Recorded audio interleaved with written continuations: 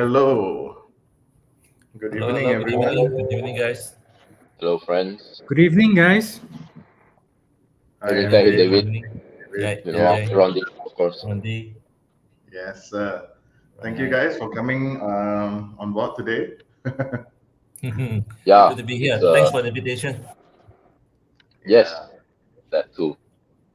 Okay. If all of us speak, it's gonna be very messy. But so let me first do some housekeeping announcement first, if you guys don't mind. All right. So yeah, good evening, everyone. Thanks for being here with us all. If you guys can hear all of us well, just say hello. Say hi, Ming Teck, hi, MJ, hi, David, and hi to me also, if you guys don't mind. So yeah, it's almost the end of 2022, and it has been a roller coaster year. So I thought, it would be good to gather all the seafood here to sort of like talk about the year and to sort of strategize on what the things that we did right, we did wrong this year. What are the things we need to look out for next year? So yeah, I cannot wait to get started. But maybe just before that, if you guys don't mind, just a couple of housekeeping announcements that I would like to make on behalf of Stockbit. So first and foremost, I just want to basically highlight to everyone that Stockbit today we have got a new app. Big kudos to all the team that has been doing all the work at the back end. So previously we have got a Stockbit app, which was basically the Indonesian app. So right now we have actually decoupled from the Indonesian app, and we actually have our own Stockbit Malaysia app. So if you guys don't mind, you can discard the old Indonesian app and download the Stockbit Malaysia app. That would be cleaner version, like you will be able to see all the Stockbit Malaysia contents. So yeah, and secondly, I just want to also highlight that basically our website now is not www.stockbit.com. It is www.stockbit.my. Yep. So that is the app to actually access the Malaysian community. And secondly, I also want to highlight that we have this last year, and we are also going to have it again next year. Hopefully, all David, MJ, and Ming Teck will participate as well. It's basically our Stockbit Portfolio of the Year contest. It's very simple. Just before the first trading day of 2023, highlight what are your top picks for next year, and by the end of the year, we will look into who is the top performer. There are prizes, right? Cash prizes. So the first three winners would get some cash, and the balance from 4 to 10 will get some Stockbit merchandises. So yeah, I think when I was looking at this year performance, I think a lot of participants are in the red. Hopefully things will be better next year. So yeah, I think without further ado, I would like to invite all my guests today. I think first up is perhaps what we want to tackle first is just a short introduction of everyone. Maybe we go clockwise from Mingtek to David to MJ. Yeah, Mingtek, maybe just introduce to everyone who are you and where they can find you, and yeah, maybe your investing style as well, if you don't mind. Hi everyone, I'm Meng Teck. So you can find me at Savvy Investment. I actually teach people how to trade stocks, and I've been running a challenge lately called Market Crash Profits Challenge, which will be interesting to talk about later. Where when you join, it's supposed to guide you as a total beginner. How do you start to buy your first share? And we aim to make your first profit within this challenge itself. It's free. But the next date hasn't been decided yet, so you just come and follow me at Savvy Investment page, and probably some ads will pop up to you later, and then you can register from there lah. And my investment style is more on value investing, but I do have some portion of my portfolio where I do short-term trades as well. In markets like this, if you still want to make money, I mean, just now I've been asking a friend of mine what stock went up this year. From January until now, it went up. It's quite difficult to come up with some names. So if you have been doing long-term buy and hold and you're expecting short-term profit months after months, it will be a bit challenging. But whereas if you're doing short-term trades on and using some tools, then maybe it's still possible. So that's my investment style, mainly long-term, but also I have portion that I try to make money every month with. Okay, how about you, David? Hi, thanks, Meng Teck, for passing on the mic. First and foremost, shout out to Rondi and the team for inviting us. So I'm David from Spiral Thinker. Now, like Meng Teck, I started out as value investing as well, but slowly over the years, we just have to evolve along with the market, because market these days, changes, like how uncertain the weather is these days, right? But I just also want to share that whatever that we share tonight is not pure. It's not just for my own ideas. It's actually a combination of the team's effort at Spiral Thinker. At Spiral Thinker, we have more than 15 researchers working together to try to make sense of the market as well as make money from the market gyrations. Yeah. So happy to be here, and thanks for the invite again. Over to you, MJ. All right, thanks, David. Can anyone hear me? Just to make sure, because I'm using my phone, so I need to make sure. Okay. All right. Thanks. My fellow panelists. I know that this is in Zoom lah. Okay. and of course, Rondi and the team for inviting. For those of you who are not aware, I run Viral. Viral is a channel dedicated to help people really cut through the quote unquote BS in the stock market with sound investing principles. Now, as far as how I personally invest, just like Meng and David, I think evolution is very important. So I think I started out as a value investor as well, but as I moved on, I've managed to refine and develop something a bit on my own style, right? What I like to look at is to figure out where the wind is blowing, both in the long term and the shorter term. Right, shorter term I usually mean anywhere between 3 to 6 months, and then longer term is a 3 to 5 year time frame. And then from there, once I figure out what is the likely direction, right, for the market, I go into the different sectors and industries to figure out what I think are the ones that have more tailwinds. And then from there, I go into the specific companies to find, as they say, rising tide can lift all boats, but then some boats get lifted better than others. So I try to find the boats that can take advantage of rising tides better than others. So that's pretty much how I invest. All right, thanks guys for that. So I think I just want to highlight about what we're going to do today. Trying to be organized as always. So this is more or less about what we're going to do today. We're going to talk a little bit about how 2022 has been, winners and losers, and lessons learned, and strategy for 2023, and also topics. So of course, but guys, if you guys have any comments or questions, please shoot them up. I will try my best to address them as we go along.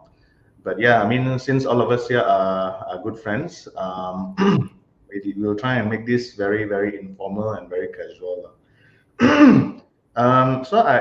So before we move into investment journey in 2022, I think there is one question here from Alex. I'm not sure where the question went already, but I think there has been some challenges this year when it comes to DCA, right? So I'm just wondering, from your point of view, the three of you, right? What do you guys think of DCA? Like, is that still, in a bear market such as now, is that still a concept that you wanna hold true? Maybe Ming Teck, we'll start from you. Okay. Personally, for me, dollar cost average, I mean, I don't think there's any changes to this concept, because this concept by right, it's taking into concept of years, not months, and it's not supposed to be like a dollar cost average for 6 months and then now I'm making profit. So a lot of the time when people talk about dollar cost average, sometimes what they are referring to is across like 10 years. And so looking at 1 year result itself may not be objective enough. But number two, also very importantly, is what we dollar cost average on. Okay, so before I continue to share anything, I think it's very important to give disclaimer. There's no investment advice whatsoever. No buy, hold, sell recommendation for whatever we say today. But sharing from my experience, dollar cost average, sometimes we want a dollar cost average because maybe we are in loss, and then we just keep on trying to average down. But right, like from my experience, a lot of the time what's been shared with this dollar cost average is a dollar cost average on S&P 500 ETF, index ETF. It's not on an individual stock. So the reason is maybe because the ETF is more diversified and historically proven and such. But if it's in an individual stock, sometimes the more we buy, the more emotionally invested we are. And then sometimes we start to get bias. Even when the facts change, we still don't change. And then it has to be used in the right context. Not just keep on trying to pull down the average price. But what if this thing at the end, the terminal value is keep on going down, and then we will end up losing more and more. So number one is looking at the time horizon. Number two is what we dollar cost average on is very important. What do you think, David, MJ? So maybe let me just pick it up from Meng Teck. Meng Teck, basically you just answered you touched all the important points already. Maybe I just probably provide a little bit of color. I think two factors that you mentioned on the importance of dollar cost averaging. One is time, right?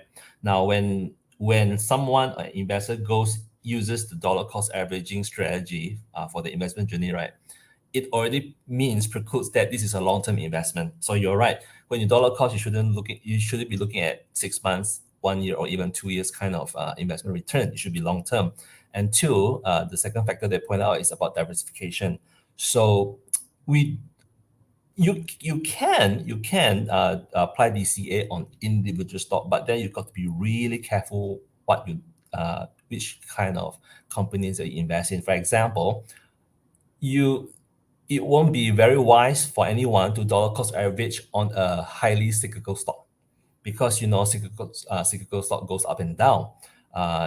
It tends to be more suitable for investment grade stocks, those kind of stalwarts, with steady growth but not much kind of volatility.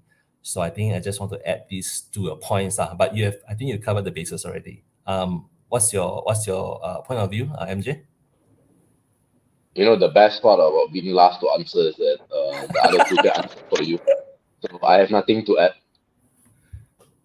Hey, Rondi, next one, you should start with MJ already. Okay. Yeah, I mean, good answer, guys. I think, I just want to give a shout out to David's podcast with MJ. I think if you guys haven't heard it yet, please go ahead to Viral Podcast and take a listen, because I feel like that is a very good podcast. And, on dollar cost average, I believe a lot of people, in my opinion, have got very different investing goals, investing strategies as well. And I think that is very important, because for instance, someone like, someone who is very young and just graduated or still in their early years of their career, I think dollar cost average is it makes sense. But maybe for somebody like David, who is managing or have a fixed capital that is no longer recurring, I think it is very important to be able to manage your funds and to be able to time the market in accordance to the macro and everything. I think that is the crux of what I gather in your podcast, David, with MJ.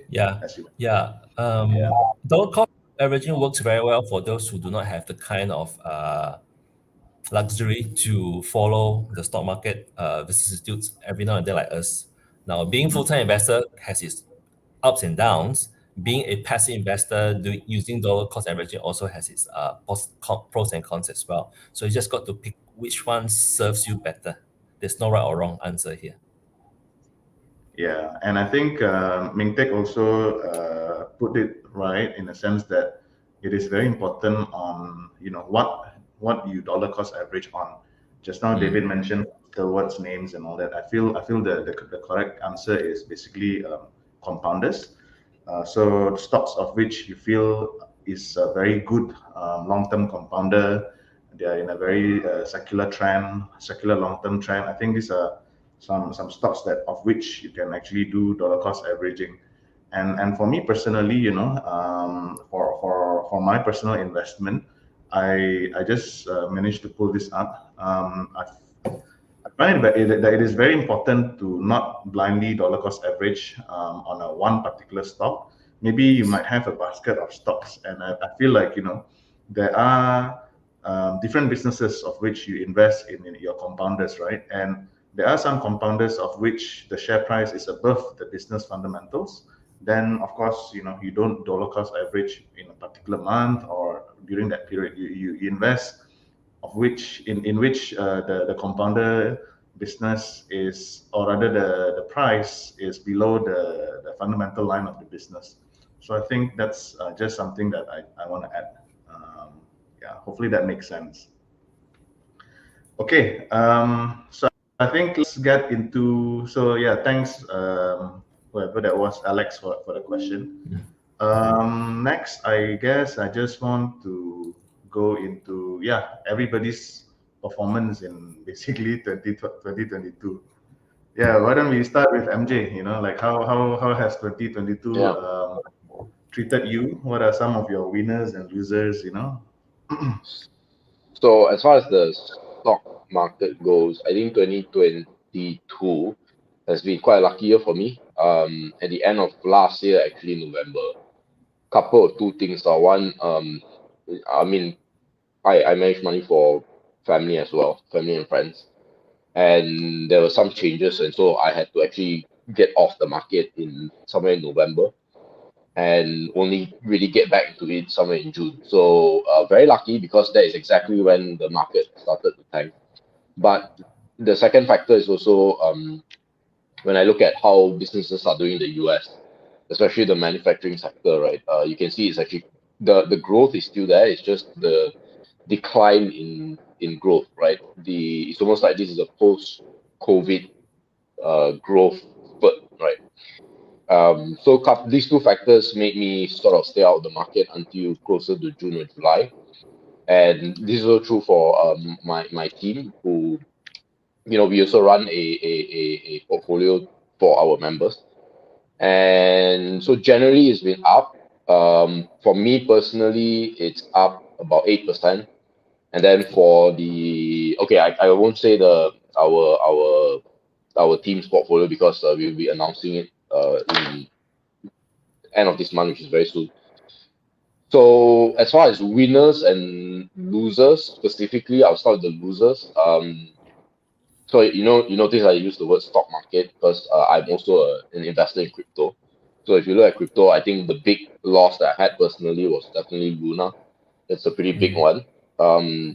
US stocks as well, which is not as big as the percentage of what I have, but US stocks has generally done badly.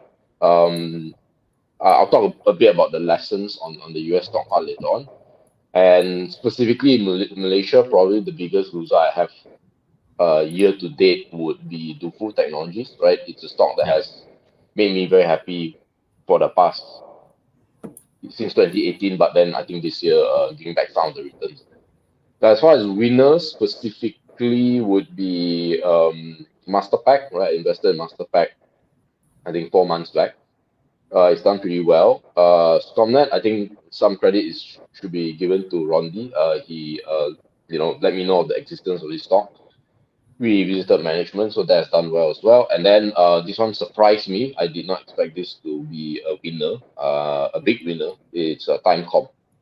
So Timecom this year has done, to my surprise, quite well, inclusive of the special dividend announcement also. So that is my 2022 journey so far, and as detailed as I can be. Well, I don't know how I can compare myself to that, MJ. I think kudos to you. You managed to at least get 8%. Luck. No, there's also an element of wisdom there, right? As well as strategy. So for us, myself as well as largely most of us at Spiral Thinker, right? Because we have been predominantly focusing on tech. If you look at the Bursa Technology Stock Index, right, year to date, I think at some point in time it went down more than 30%. So naturally, that also have a big impact, huge impact on the bottom line of our portfolios as well. So for the first half of the year, I would describe it as one word, tumultuous, right? A lot of us are trying to do the right thing, and sometimes you realize that sometimes doing nothing is actually a good thing, right? I'm not sure any of you agree or not, but we did exactly the opposite of that. We're trying to save, or at least trying to pull up our portfolio performance. But we realized the more we do, the worse it got. So we decided to take a structural shift in our thinking as well as approach to the stock market this year towards the second half of the year. That's where we started to see some improvements. So year to date, notwithstanding that we have about a couple of days more to the end of the year, some of portfolios were up 5 to 6%, but that's it, right? Our biggest losers, naturally, because of our inclination towards tech stocks, our biggest, mostly from tech stocks. So we were down quite a lot on our positions in MI technology. All right, we were down a lot in KSM as well as Penta. So, but of course, towards the end of the first half of the year, we decided to trim down on our technology exposure and try and rebalance it to other thematics, right? So on the winning side, again, like you MJ, we were quite lucky because we made some money from energy stocks, although it's mainly for trading, as well as glove stocks. Would you believe it? Because we realized that there was one week where a lot of these major glove stocks did a hook down, right? So then we realized that it was some of the GLC funds that were selling. So we decided, maybe there is a good trading opportunity for us. That's why we decided to go into a couple of glove stocks, and we made some money from there. But for the bigger wins, I think Rondi also will speak. Will know this as well. We made some money in Encom, PNB Teck, SAM, KGB, and believe it or not, we also made some money from IPO stocks this year, right? Maybe you guys can talk about it later on. ITMax, SFP, a couple of the IPO stocks. Yeah, so I think that pretty much sums out how we perform this year. Yeah, so hopefully but most important thing is I hope that your listeners or the Stockbit listeners out there will really think about this. It is okay for us, because the stock market has been up so much for the past 2 years, right? 2020, 2021, right? So I think it's very natural. It's a very natural incidence that the stock market is going through a pullback. There is a saying that on average for every 3 years, there's 2 years generally when the stock market is up, 1 year that is down. So I think this pullback is definitely welcome, and it's a good. We are at a very good junction for us to reassess, our investments, our process, our thinking, and to try to be better moving forward, right? Okay. Maybe Meng Teck, you can have would like to hear about your journey for this year. Thank you, David. Actually, my journey, because I'm doing long-term portfolio, so my journey, the trauma starts since even 2021, man. From the crackdown, my bigger impact will be on Alibaba. That's where my portfolio start to get affected. So quite a lot of my stocks are invested in Hong Kong market. So I have Naga Corp. I have Alibaba is in US, but it's affected there as well. And then I also have Penta Master International. So seeing what has been happening in the Hang Seng Index in the past 18 months, you can imagine, because like almost like around half of my portfolio is invested in, these three stocks. This year, however, it's not that bad, compared to that trauma. So this year I took the opportunity to start to collect C Limited, which I've been collecting. No idea whether I'll still collect more, but I've collected them. And you know what? In May, the price which I bought is lower than the current price, even though the market has dropped. So it goes to show, sometimes we want to time the market, but sometimes when it's cheap enough, right? My strategy would be, I will never know one. Even if the general index go down, maybe this stock already bottomed. It could have bottomed earlier. Like some stocks have been trading sideways, even though the index has been going down. So my portfolio is still down to this year, but I look at it as an opportunity, and in fact I welcome it, because the more it's down, because now I have cash, the more I can buy it cheap. And the more it gets down, the more excited I am, because what I'm looking at is not the down part, but like when it come out, how much money I'll make, right? So in this market, like when I see all these like used to be very quality stocks that I've been monitoring go down so much, I actually get very excited with the potential profit. So that has been what's been happening with a majority of my portfolio, which is in the long term. And frankly speaking, this year, right, in Malaysia, I don't have too many stocks that's been performing well. In fact, at one point, in Malaysia, I only have E&O and MyNews. MyNews at one point was so scary the way it dropped, but it has rebounded quite significantly lately. But what has been working well for me is, I think in the past few months, I think second half of the year, around that period, I started trading this thing called VIX, Volatility Index. And that has been making very nice profit for me. Realized profit has been very nice.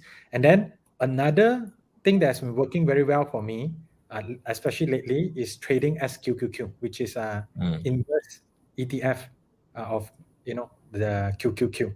So this is what I do for my short-term portfolio for trading, and the result is very good, but the portion that I use is not that high.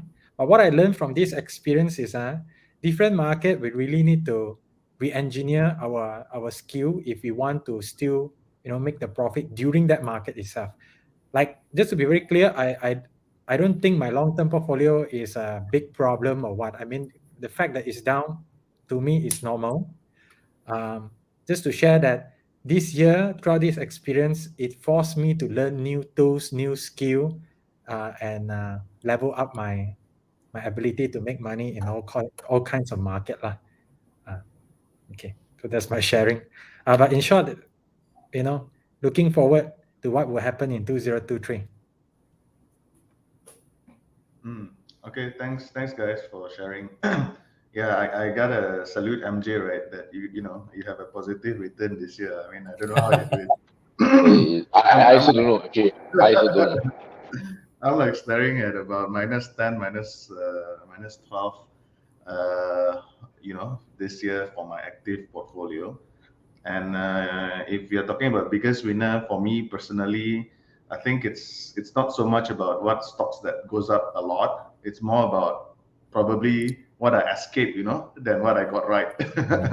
Like for instance, probably my biggest winner is maybe things like I didn't dabble into crypto, or maybe I have minimum glove stocks in Malaysia. I mean, I only have Riverstone, which surprisingly is positive year to date.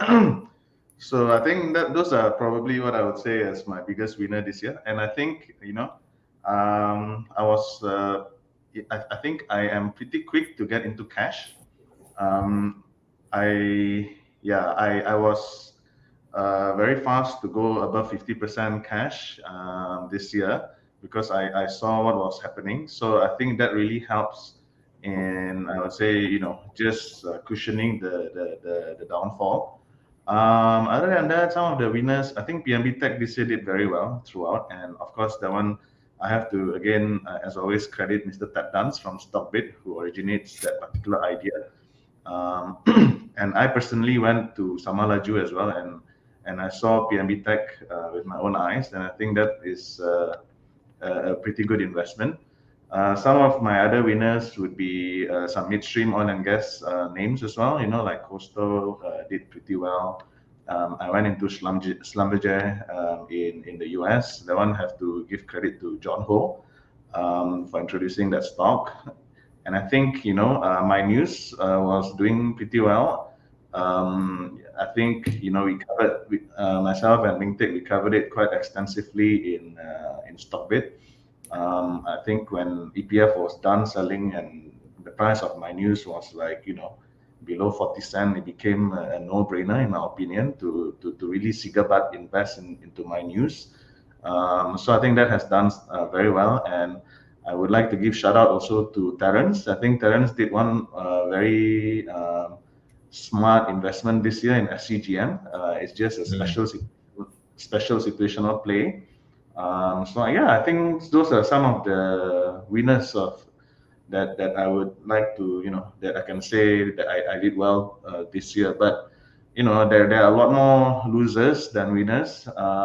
Just like David, I think I have my personal bias with tech stocks, and I'm very stubborn because I always think tech stocks is the future, right? So it's okay. It doesn't matter if it is expensive. I still want to own some of it. So I think I have been stubborn in sticking into some of the overvalued tech stocks, despite understanding that the era of easy money is over. And so yeah, I think some of my biggest loser this year, of course, companies like Tesla. Everybody knows that I'm bull in Tesla. Facebook as well. I think Ming Teck knows that. And I also have quite a big position in AEM in Singapore. So I think that really pulls down a lot of my portfolio this year. But yeah, I think some of these stocks, I still believe that they are pretty good, and I would love to continue holding on to some of them like Tesla and AEM going into next year. So yeah, I think that's probably from my end. Ronnie, maybe just like to add a little bit from Yes. about especially the technology right now. On the long-term basis, actually we still believe in technology is evergreen, right? And our future, our society is so ingrained in technology that and technology is moving so fast, right? A lot of us fail to appreciate the speed it is actually evolving the society, as well as how we consume and how we live our daily lives. But like you rightly mentioned, right, because technology is a highly high growth sector, so by extension, it means that it's very sensitive to valuation, it's very sensitive to interest rates, so on and so forth. So on the long-term basis, we are not giving out on technology, just that on the trading part, we just got to be a bit mindful on the valuation as well as the earnings visibility of some of the tech stocks. I think we can talk a little bit about the sectors moving in 2022 later, right? That's part of the agenda tonight. Yes, that would be the topic after this. So I think maybe before we move on into strategies for 2023, do you guys have any lessons of 2022 that you guys would love to share? I think I personally learned, that just now as we talked about dollar cost averaging, do not blindly do dollar cost averaging in one particular stock. I think that has been important.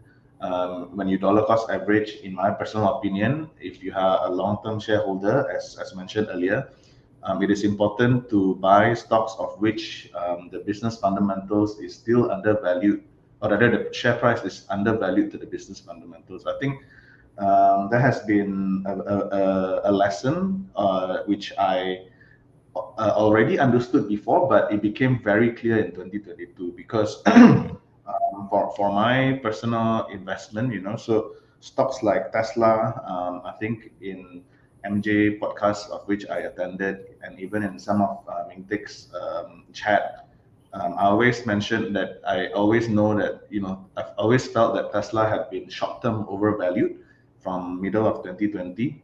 So when I did dollar cost averaging, when I look into some of the compounders of which I would like to dollar cost average, I didn't dollar cost average on Tesla, so I dollar cost average in companies like Metaverse, right? So I think I always knew that in doing dollar cost averaging, we should not just blindly dollar cost average, even if the stock is super overvalued. I think it is something of which I think 2022 had made it clear to me. Yeah, maybe MJ, what are some of your lessons learned, this year? So this was the part I worked hardest before to come up with notes. So actually I have four. I think this is based on like my experience, so some of my observations. So the first one is history matters. Okay, so what would I liken the current downturn, and I think it's safe to say it's a bear market, is that it's very similar to, I believe, the early 70s in the US. So in the US, there was a downturn called the Nifty 50s. Yep. For those of you who are econ nerds right now. So basically, back in the day, mind you, they just got off, right? They call it the let me get this right, the Tronics boom, I believe. And so the Tronics boom was an era similar to the tech boom where any other companies could do well.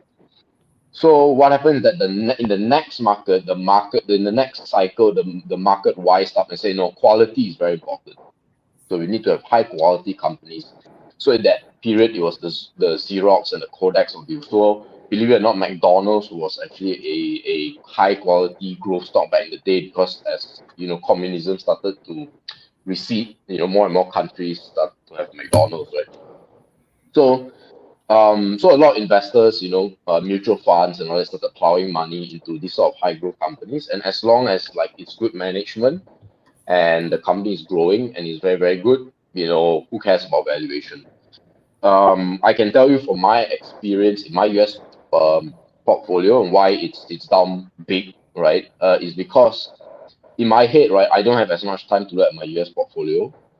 So I thought, hey, why not I just diversify over 20 to 25 different securities, and I'll be pretty safe. But it still actually did worse than the Nasdaq. Okay. The reason was because I was in also that frame of mind where as long as I bought quality companies, I would do okay. And obviously it has not done well. So to highlight a specific stock, a foreign stock would be ASML. So as far as the company goes, right? Oh, can you guys hear me? My earphone just died. Let me switch earphones. Sorry, yeah.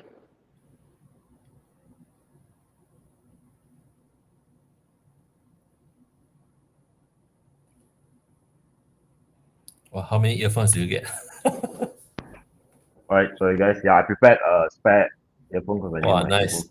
Good thinking. Yes. So yes. So ASML, right? Just to cut the long story short, right? It is I mean, there's no higher quality stock for the industry in ASML. I mean, it is a natural monopoly, right? It means, right, it's not a monopoly like Tenaga, where by force or by law you are a monopoly. ASML is a monopoly because nobody else is better than them. And I think I invested a small chunk because remember 20 to 25 securities, so it was maybe 3-4% of my portfolio. But I know a lot of investor friends that got big and excited about ASML because what happened was that they did a lot of research. There was a lot of YouTube channels coming up with how ASML is so integral to the semiconductor industry, and I think David, you definitely know more than me as to how important they are. And so people just say, you know what, they are so high quality, let me just put it into the company, 67 cents earning, who cares? I think the stock today, I last checked, is down something like 40% like that, right? And you know, a lot of people ask, how can a good company, I still get this question all the time from students and friends, how can a good company, right, drop 40%? Well, because valuation matters and history matters. So that's the first thing. The second lesson that is linked to this first lesson would be what I call scuttlebutt bias. So this one will be more for the investors that have been in the market for quite a while. I'm not saying I'm that, but I know a lot of fellow experienced investors use this word a lot. And essentially they are doing channel checks, right? So they are trying to figure out, like, talking to management and, what do you call that? Talking to competitors and things like that. And so what actually ends up happening, I see this as well in myself, right? Is that you talk to management and then you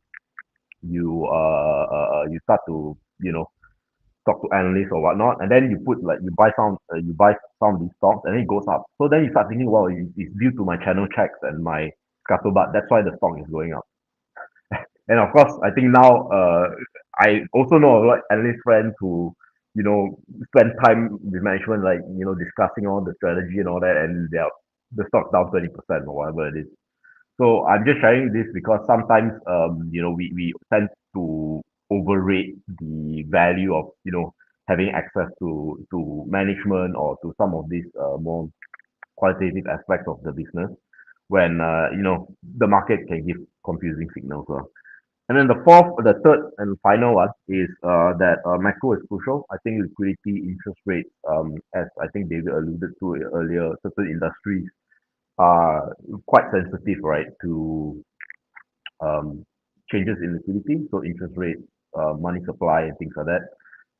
That has been really helpful for me in the positive. The first two lessons were more negative, but for me, in terms of the positive lessons, is that because in late November I was seeing signs that businesses are not doing as well, and also macro in general is not doing too good. The signs were there, and of course now with liquidity crunching, right? So all this means, right, like, sure, you can do fundamental analysis, but as Stanley Druckenmiller say, right, like he really looks at the liquidity situation first, then only assess the fundamentals, because the fundamentals only there for you to separate between good and great companies or bad companies, whereas the liquidity situation is there to help you really figure out, right, where exactly the wind is blowing. And so these are the three lessons that I like to share from 2022. Yeah, sorry, Rondi, maybe I just pick up from what MJ shared, if you don't mind. Yeah, go ahead, David. Yeah, because MJ talked about macro, right? I have mixed feelings about this this particular topic. As you know, for the past many years, at the end of each year, what we do is we do a wrap up, with our team as well as our friends and clients. And then we always try to project or set some sort of expectation of what's going to happen in the coming year, especially on the macro side, right? But I can tell you personally, since we've been doing this since 2016, right? Out of 10 projections or expectations that we lay out, right, usually 8 or 9 won't come true, right? So at the end of the day, you've got to understand what you are investing in. So assuming you are investing and not trading, and that is when if the macro changes affects how business are run in what you invest in, then yes, you may have to take a deeper look, and maybe you have to reassess your thesis or your investment position in that particular sector or stock. But overall, at least from my point of view in 2022, my personal biggest takeaway is we've got to be agile. Now, I know this word agility or agile is being like used so much in the corporate world, but yeah, in investment, it is so true as well. And I'm not just talking about being agile in the way we invest. We've got to be agile in the way we think as well, especially our mindset. And I think just now, earlier on, I think MJ or Meng, you talk about evolution of our thinking process. And we've got, I mean, fundamentally, we should not stop learning. And when we approach the stock market, especially for long-term investors like ourselves, we do not have the luxury to be too stubborn in how we do our principles. And we really, sometimes when the market tells us we are wrong, we just got to admit it, bite the bullet, learn from lesson, and move on from there. No point trying to, no point being in love with a certain sector or certain stocks that you hold on, but it, clearly doesn't go the way that you think it should go, right? So don't be too how to say discouraged, especially for a lot of our listeners out there. If this year you're not doing very well, all of us are going through the same journey or even worse than you guys, right? Because we are long-term investors. But as long as we are on the right track, we're still on the right track. We don't diverge too far away from the right way of investing, which will generally surround around the concept of value investing. So whatever we do, we always need to come back to value. So I think as long as we have that, our focus really train our eyesight on that focus, right? I think we shouldn't go too wrong. Now, maybe I just want to borrow one of the famous words from Jeff Bezos. He said that when the stock market goes down, when your stock goes down 30%, it doesn't make you 30% dumber, right? And vice versa. So don't be too discouraged, or don't take whatever happened to you in this year too seriously. Pick up from where we fell down, and then I'm sure with the lessons learned, right, we should be able to become a better investor moving forward. Yeah, I'm sure that Meng Tek shares the same view. Yes, I think it's most important we learn something from this. Actually, for me, yeah, you're right.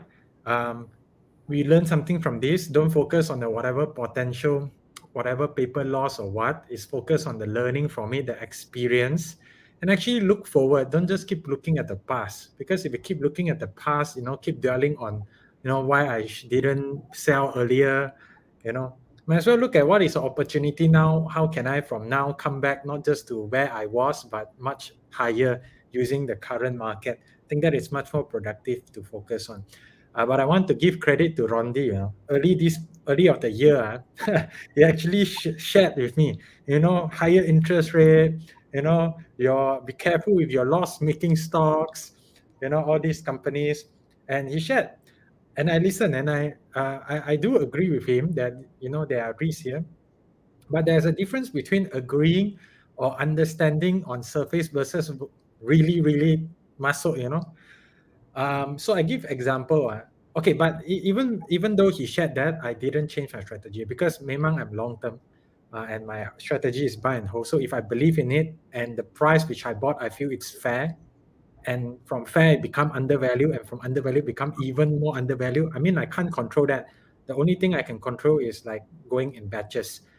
But one thing that I didn't expect that I could improve better on, one lesson would be to focus much more on macro, because in the past I think macro is not as big a consideration in the way I invest, but especially this year, with the rapid rising interest rate, with the Ukraine-Russia war, with inflation, these things start to become quite important. And even some companies which I have that I don't expect them to have liquidity issue, also have things like, to refinance their debt could be, there will be like, some concern, and then like, some capital structure restructuring. So those actually are things that I learned that, hey, when there's big change in the macro, in the liquidity, you better watch out your stock. Go and look at their debt, whether even if you think their debt to equity ratio is not high, but is there gonna be any impact on that, and how that is gonna impact in the future. So that is actually something that one specific area which I learned this year, which is when the macro change big time in a big way, then it starts to be much more important. We have to pay attention to it. And the second thing that I find quite useful is to have certainty.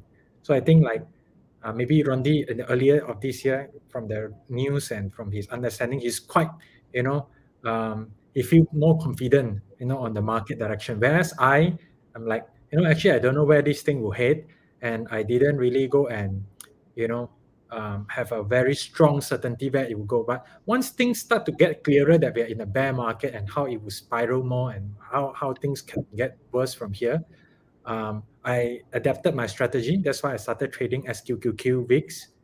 And once I have this certainty, wow, the ROI that I get from it is very high. So I think certainty also matter. About how to get that is another question. So for me, it's a matter of reading and finally understanding and agreeing with Rondi. But a bit too late lah, huh? A bit too late. Yeah. Meng Teck, sorry, Rondi. I just have a question Okay. for Meng Teck. Good. Because Meng Teck stressed a lot that he's a very long-term in holdings, right? So I'm just curious, for investor, right? How do you manage your cash position, knowing that a big chunk of your positions are long-term? Well, I can tell you now I'm mostly invested. So the difference is I actually don't have a fixed portfolio with fixed cash. I keep adding cash. So when I have a lot of cash, I tend to get fully invested until now. Yeah. So usually I get fully invested when I see opportunity, but it's in the past few months where I start to accumulate cash. I see.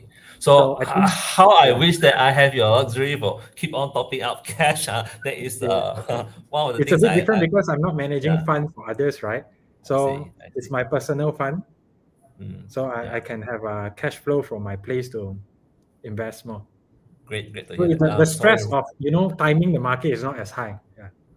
Yeah. True that. Rondi, sorry about that. Meng Teck is not only a good investor, but he's also a good businessman, David. I think that's the difference between him and all of us. In fact, talking about business, a lot of good companies, especially those with the very strong balance sheet, they have been raising a lot of debt. A lot of this capital just before the interest rate started to spike. I think it's a very good move. So I think this is something that we can learn from how some of these good businesses, these good enterprises manage, to prepare, to how to say, strengthen their buffer to ride through the down cycle. Agree on that. I think one we saw example of a company which I saw that they raised capital, then after that the thing downturn is C Limited, Yes, you're right.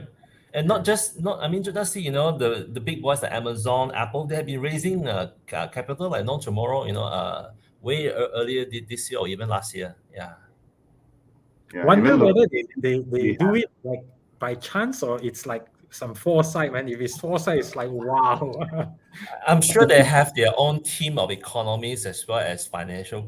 They come up with all this modeling as well as expectation of what to do. Because at the end of the day, they are not like us, they have to run the business through thick and thin. Whereas investors like us, if we see trouble, we can just get out. We can so-called cut loss. They can't cut loss on the business that they run, right, Rondi?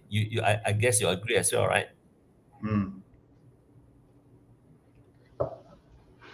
Okay. So I think I just want to move on to the next topic, but maybe just before we do that, just want to close the loop, right? I think the crux of what we just mentioned, especially from Meng Teck and David, is that 2022 it has passed. A lot of people bar MJ is in the loss, but I think the thing is, perhaps it is not the time to panic.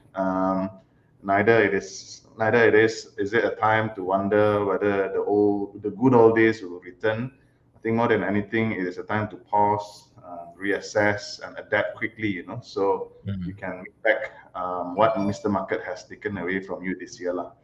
I think that is probably a good way to close this 2022. All right. Before we move into strategy and topics, maybe I'll just pick up a couple of comments and questions. Yeah, so I think David, I think some of your words tonight has been very encouraging to a lot of people. Hopefully reassuring as well. Yes. And then let me see. Okay. So I think there is a few questions, and some of them would probably be addressed in our strategies and topics. So, for instance, commodity sector and all that. Yeah, we can talk about that. But maybe just something that is not really relevant to strategies and topics. Yeah. So Alan is asking whether you guys are investing in robo advisor. Personally, I don't. Simply because I don't understand their algorithms or their strategy. So I'm not fully comfortable to park my money with robo advisors unless they give me clarity on how they invest. And because we are full-time investors, so we have our own strategies. So we don't really personally. I don't dabble into robo advisors. Meng Teck, what about you? I think, if I'm not mistaken, yourself or MJ is dabbling with some robo advisor, if I'm not mistaken, right? I do dabble to understand. So for me, right, I think for the average person, by the way, no no advice here. But if let's say I'm an employee, I don't look at market, um, I'm not good at monitoring stocks. I think for me, my what I'll do is I want to find something that is diversified, that can steadily grow, that I can dollar cost with small capital. Last time the issue was if I want to dollar cost average in S&P 500 and it's a US stock, the fees can be quite a lot. If I want to buy like only a few hundred ringgit, in terms of percentage, it may not be so efficient. So that's why I've been looking, what are the ways I can get like quite not bad return, and I can dollar cost average with a small capital every month. Yeah. So for that purpose, robo advisory is one of the things that came out to my mind. Hey, is it possible this could be the method? But I think how you look at it, I mean, like, what is the investment strategy? Like David said, is very important. Yeah. Whether you understand it, whether you agree with it, and also what are you looking for? So personally, for me, because I also pick my own stock, so I prefer, to invest my money in individual companies. Actually, it's no harm trying, but allocation is very important here. I don't think it will be very wise for anyone to park a big chunk of their net worth into, say, a fully automated robo advisory investment vehicle. If I think perhaps allocating, say, 5-10% of your net worth, I think should be fine, should be no problem. The diversification is always key here. Okay, and MJ, anything? If not, we will move into the next topic. No, I don't invest in robo advisors. I've done videos on it, but I personally don't. So I've not much to add beyond what Meng Teck and David say. All right, so guys, let's move on to the next topic. Yeah, your strategies of 2023. Maybe we'll start with Meng Teck first. Yeah, I'm quite excited to share about this. But I have to be very clear, this is just my own game plan. Disclaimer. Okay. So anyway, going back to why I was keeping some cash just now and the idea of certainty. So I finally got convinced that, our market could be heading down, and from my own indicator, from the things I read, few months ago, I think the market could continue go down. Even when it rebound, it may not likely to continue. It may drop, which has proven to be true. And my outlook is I want to have cash so that in 2023, if there is a huge crash to come, right? I have the cash to really go in and scoop, which right now my idea is, my strategy would be like in the first half of the year, or maybe early half of the year, maybe in the first 1 or 2 months, I will be still a bit more bearish. That's my strategy. We'll still be trading the bearish one, like SQQQ, VIX for me. But of course, I monitor. right? Things could change, right? Anytime. But after that, maybe I will start to be long and slowly become fully invested again. So that is like my strategy for 2023. Why I am willing to invest fully in my target for now could change anytime. Would be by mid to end 2023. That's where I want to start to get myself fully invested, because some stocks that are in my portfolio are already very cheap last time, right? Just that I didn't buy it. But I think if there's an opportunity where they drop so low again or even a bit lower, that's where I would say to myself, you know what? Low is low enough. I cannot get the lowest one. If I feel that is the price and then I'm willing to get there, then I'm okay with it. And there are many bad news that happened in 2022, which I think in 2023 may start to reverse. So for example, like inflation is coming down a bit lately, and like a lot of the headline inflation is compared like year on year. So you compare with a very high year, then the next year may not be as high, but whether it hit the Fed target or not is a different story. Then number two is China. My portfolio has been quite badly affected by China, a lot of crackdown, new policies, zero COVID policy, and then like the housing market. But a lot of announcement lately has come up that give me the hope that that may reverse next year. And I'm not gonna do much, just by holding my existing portfolio. And if China improve significantly, then maybe my portfolio will do much significantly better. So China is one part that I'm more optimistic with.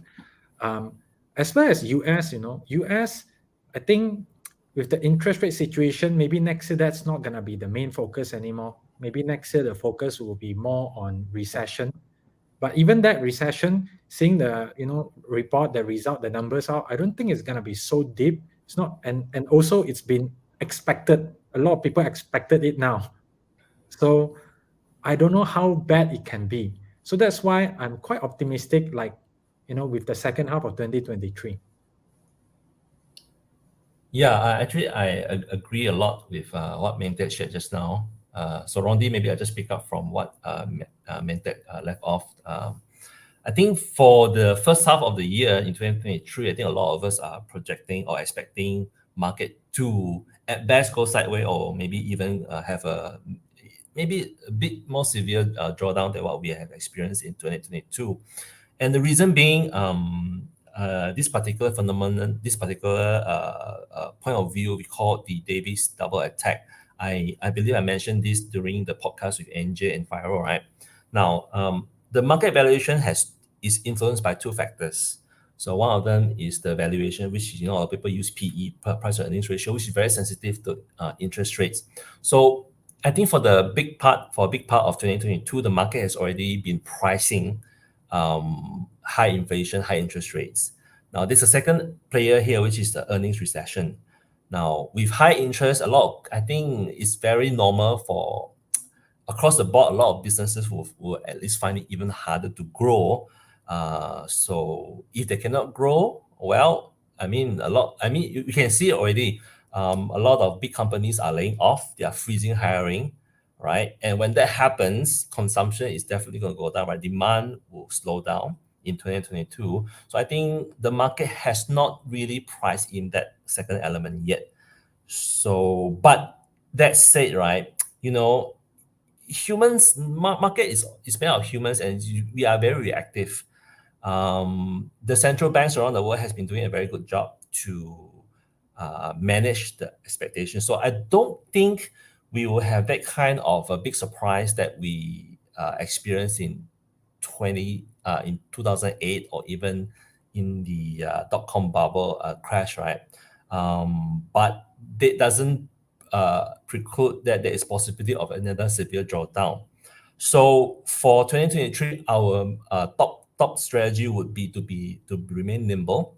Now, I also talk about that we used to be top down when we do our investment thesis, right?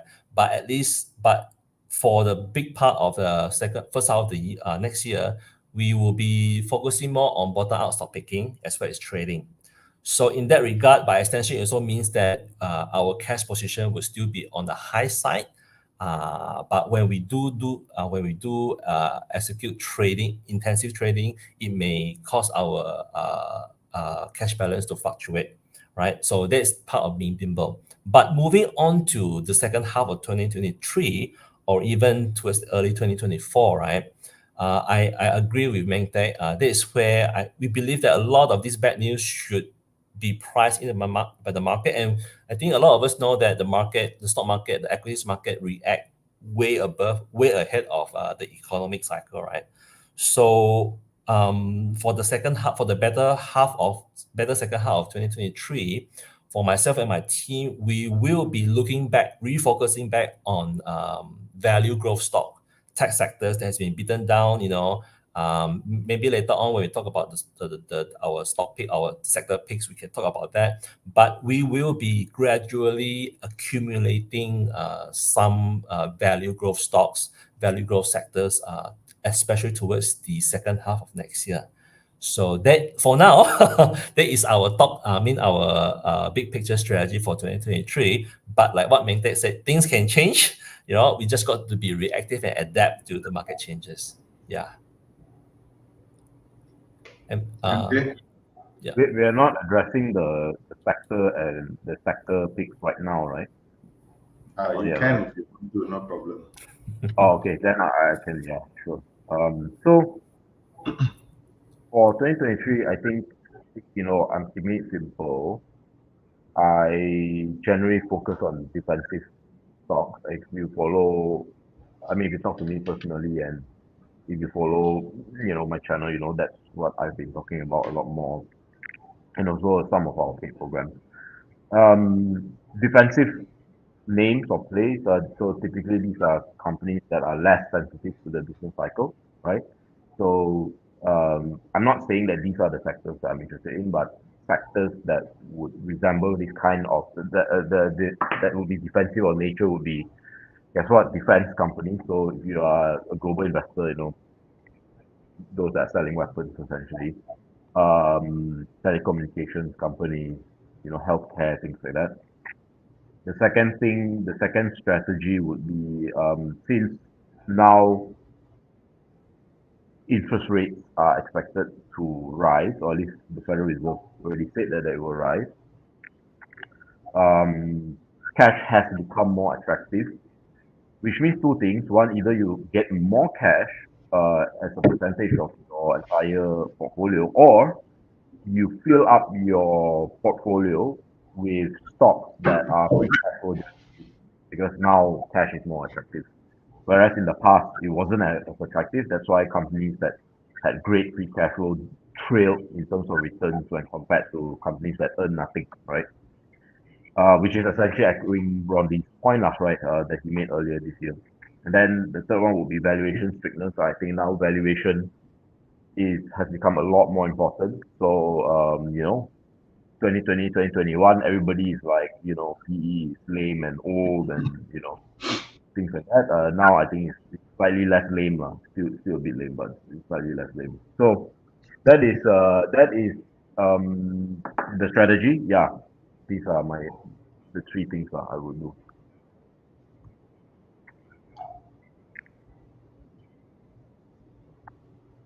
Right. Thanks, MJ. Guys, I think all of your advices and strategies are pretty good. I think I personally have very similar ways of thinking. And I would say even a lot of investment banks, right? Because they have written about their strategies for next year. A lot of their local investment banks are also looking into next year as a tale of two halves, in the sense that the first half is going to still be bad, and the second half is going to improve. For me personally, there are many ways of thinking about next year. On one hand, what we have seen is there has been a dramatic reset in valuations, Yes. And that has created a very attractive entry point in a lot of stocks. But on the other hand, you do want to think that recession is happening. You do want to stay defensive. And I believe, the Bursa Malaysia is not insulated against global recession fears and everything, right? So I think I am with David in a sense that I would personally be nimble in my 2023 strategy. I will do a monthly reviews, and I'll do a bi-monthly reviews, quarterly reviews, and see whether or not things have changed. But before the wave had changed into a better environment for us to deploy more cash, I think just like MJ and Ming Teck was mentioning, a high cash portion in your portfolio might still be the best strategy. So I think predominantly it's high cash. Maybe even think of low PE multiples. Even I personally, for the longest time, I have been more of a growth investor than a value investor. But I think I personally, for next year, I will look for companies with really low PE multiples, with a very high margin of safety. So yeah, I think individual stock pickings will still be key. I personally still expect high value technology stocks to underperform the small cap stocks. Even in the private markets, for instance, I think we are still seeing that a lot of tech counters, they are not really well demanded as much as those small SMEs, of which are making a lot of money. I think those are private equity is coming back in and against, say, a venture capitalist, for instance, in the private markets. So I think that's very similar strategy in the public markets. So yeah, and I think on stock pickings, again, focus on quality, focus on entry points. It is going to be very, very difficult, in my opinion, next year to find companies that has earnings growth or even going to hit record profit. So once you have one or two which you identify, I think those are going to be a gem, in my opinion. So yeah, I would say in stock picking, try and avoid those story-based investments. I personally, will still avoid companies that is still burning cash. So Ming Teck, like C Limited, and I think there is somebody who's asking me about Grab. Like Grab, I personally would not touch them yet because they are still burning, and I don't just know when is profitability is going to happen, right? So yeah, I think that's mainly how I plan to strategize next year. Maybe I'll just pick one or two questions. I think Sachi here is asking any particular segments in tech you guys are particularly optimistic or negative on. Maybe let me start first, and then I'll pass on to you guys. For tech sectors, just a continuation of what I mentioned just now, that I personally would avoid cash burning companies. In Malaysia, I personally will seek value in technology. I would invest only when I see that the valuation makes sense, when the valuation is below historical averages as well as peer averages, and preferably if they are trading at about below 20 to 25 times forward earnings. I think that is something that I like in tech. So I actually have got something here that I would like to share. Let me see if I can bring it up. So just for Sachi, right? So I personally have done, I think it's too small for you guys to see. I'll share this in Stockbit. But what I've done is I have tabulate top 20 largest tech counters in Malaysia. I have try and find out what is their 3 years, 5 years, 10 years averages.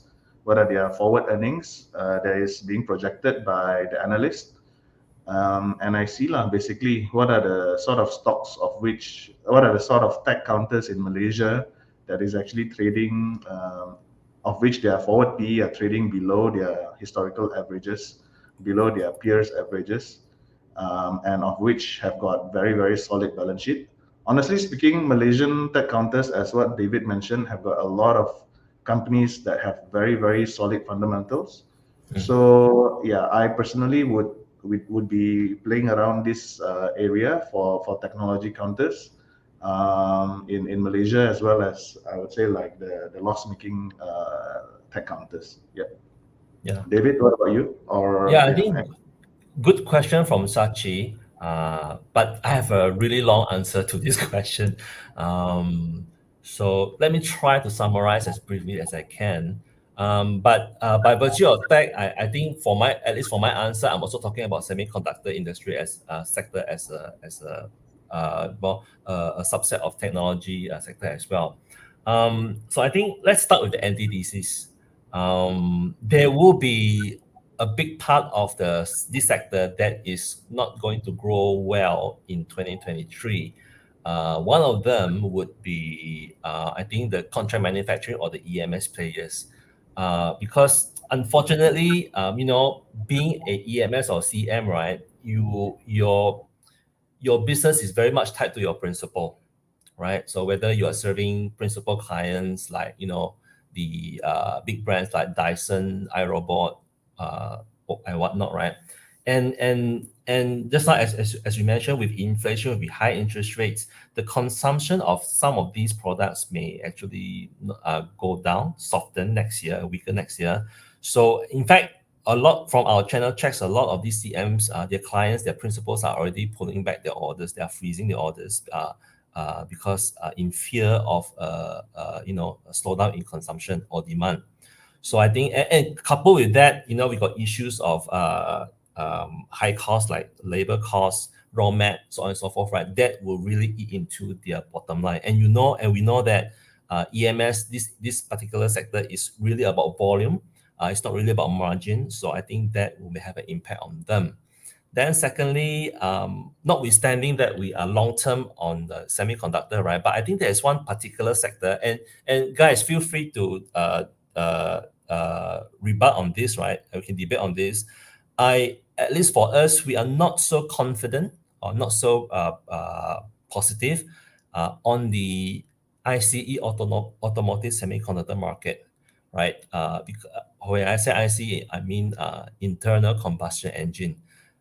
Yes, there has been a lot of shortages in the past couple of years, and the market is trying to catch up, by really building a lot of capacity. But as you can see, lately, actually there has been quite some slowdown, and we have a very diversifying view from these major players like Texas Instruments, compared with players like Infineon on semiconductor, right? The opportunity, the positive side of this will be on the EV side, all right, electric vehicle. So semiconductor players that are involved on the EV supply chain that say on the ADAS or on sensors or MEMS, right? I think that we believe that the growth will be still there. I think their earnings visibility will be still quite solid, but not on the ICE side. Then by extension as well, any semiconductor company or tech company that is involved in the supply chain of in a sector that is still digesting a lot of inventory adjustment, right? I think we may not see a fantastic year for them next year. That also goes, the same thinking will be for sectors like glove, right? As we all know that the glove sector is still trying to digest a lot of inventory oversupply in the market. No thanks to a lot of our Chinese players from China who is flooding the market with the selling gloves. We heard below the cost for our, cost level for our major glove makers in Malaysia. So I think that we've got to, these particular industry or sectors or segments of the economy, we've got to be careful about. Now, what we are positive on when it comes to tech or semiconductor are players or suppliers that are actually involved in, say, automation. Now, with high labor costs, high raw material, we believe that automation is in the cards and it's becoming more and more important.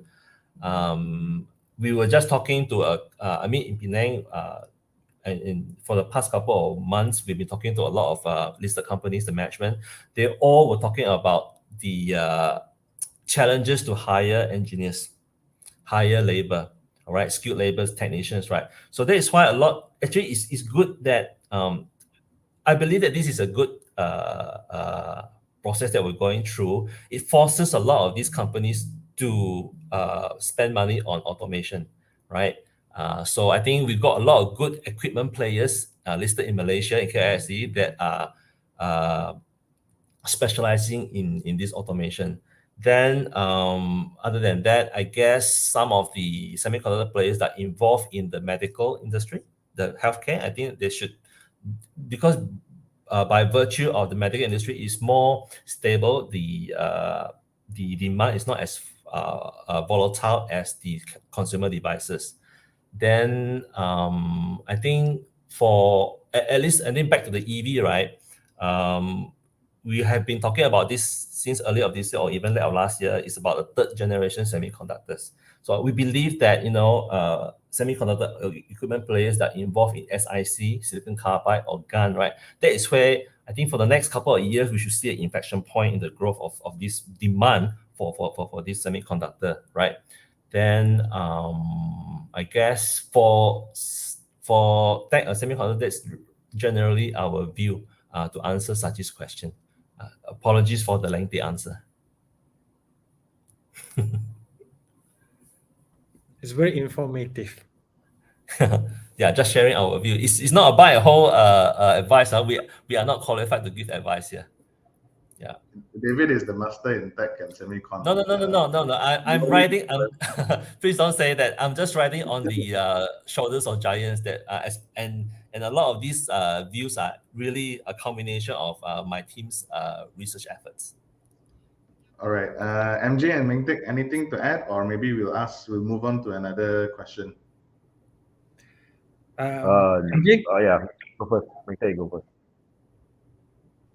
Okay, for me, I think I'm looking more into, I mean, like, it's not like I'm concentrated there, but recently I've started to explore what are the companies that can benefit or like related companies in the AI space.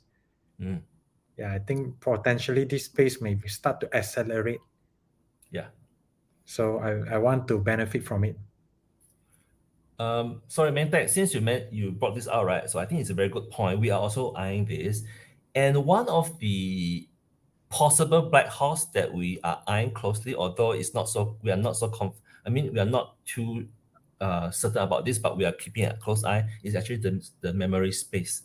Now, notwithstanding, a lot of analysts has been saying that memory is still going to have a double-digit negative growth next year, right? But we all know the memory is very cyclical. It is going through a very healthy adjustment, inventory adjustment with all the new capacity added, right? But with the advent of this and more adoption of AI, machine learning, augmented reality across all types of application industries, right? We believe the demand of memory will come back. And a lot of memory players, Micron or all the other suppliers of memory, right, is really having a bad year. We believe that this is a really good time to perhaps look deeper into this space. Yeah, just to add to what you said just now.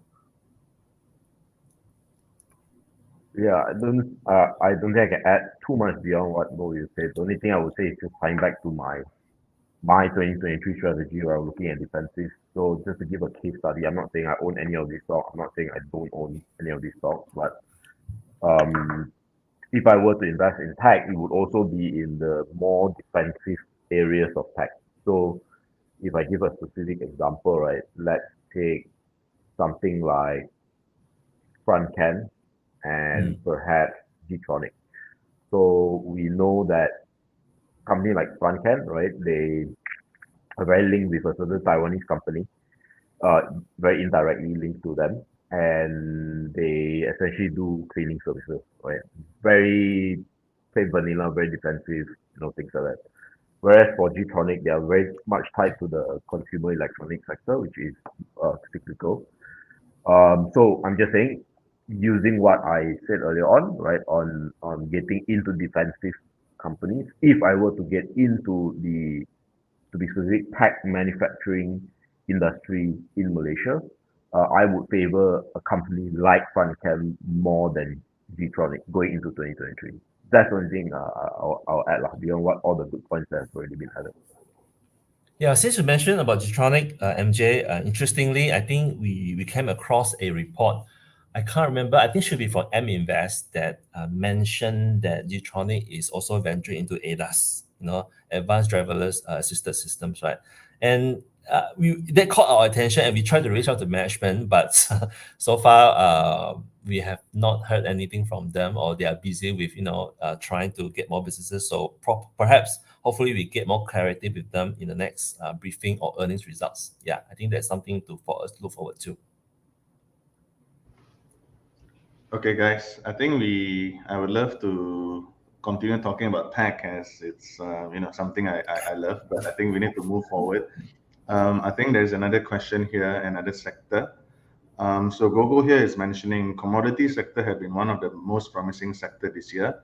Do you guys think it will continue to outperform next year? Of course, commodity has a wide range from oil and gas to CPO and whatnot, industrial metals and everything. So perhaps, Meng Teck, since I know you used to really like hibiscus, maybe I'll start with you, and then maybe after that MJ, because I know that you cover a lot on plantation in your viral something, then maybe after that I can pass to David. I mean, for commodity wise, really now it's quite difficult for me to tell. I think I have to pass on this. Why? Because I really have no idea where oil price will be next year. There is too many factors. One, there is a potential recession coming, but at the same time, there's China reopening. So, and then like there is a supply. Like what if the war in Ukraine, suddenly there's a peace talk? It's way too difficult for me to gauge.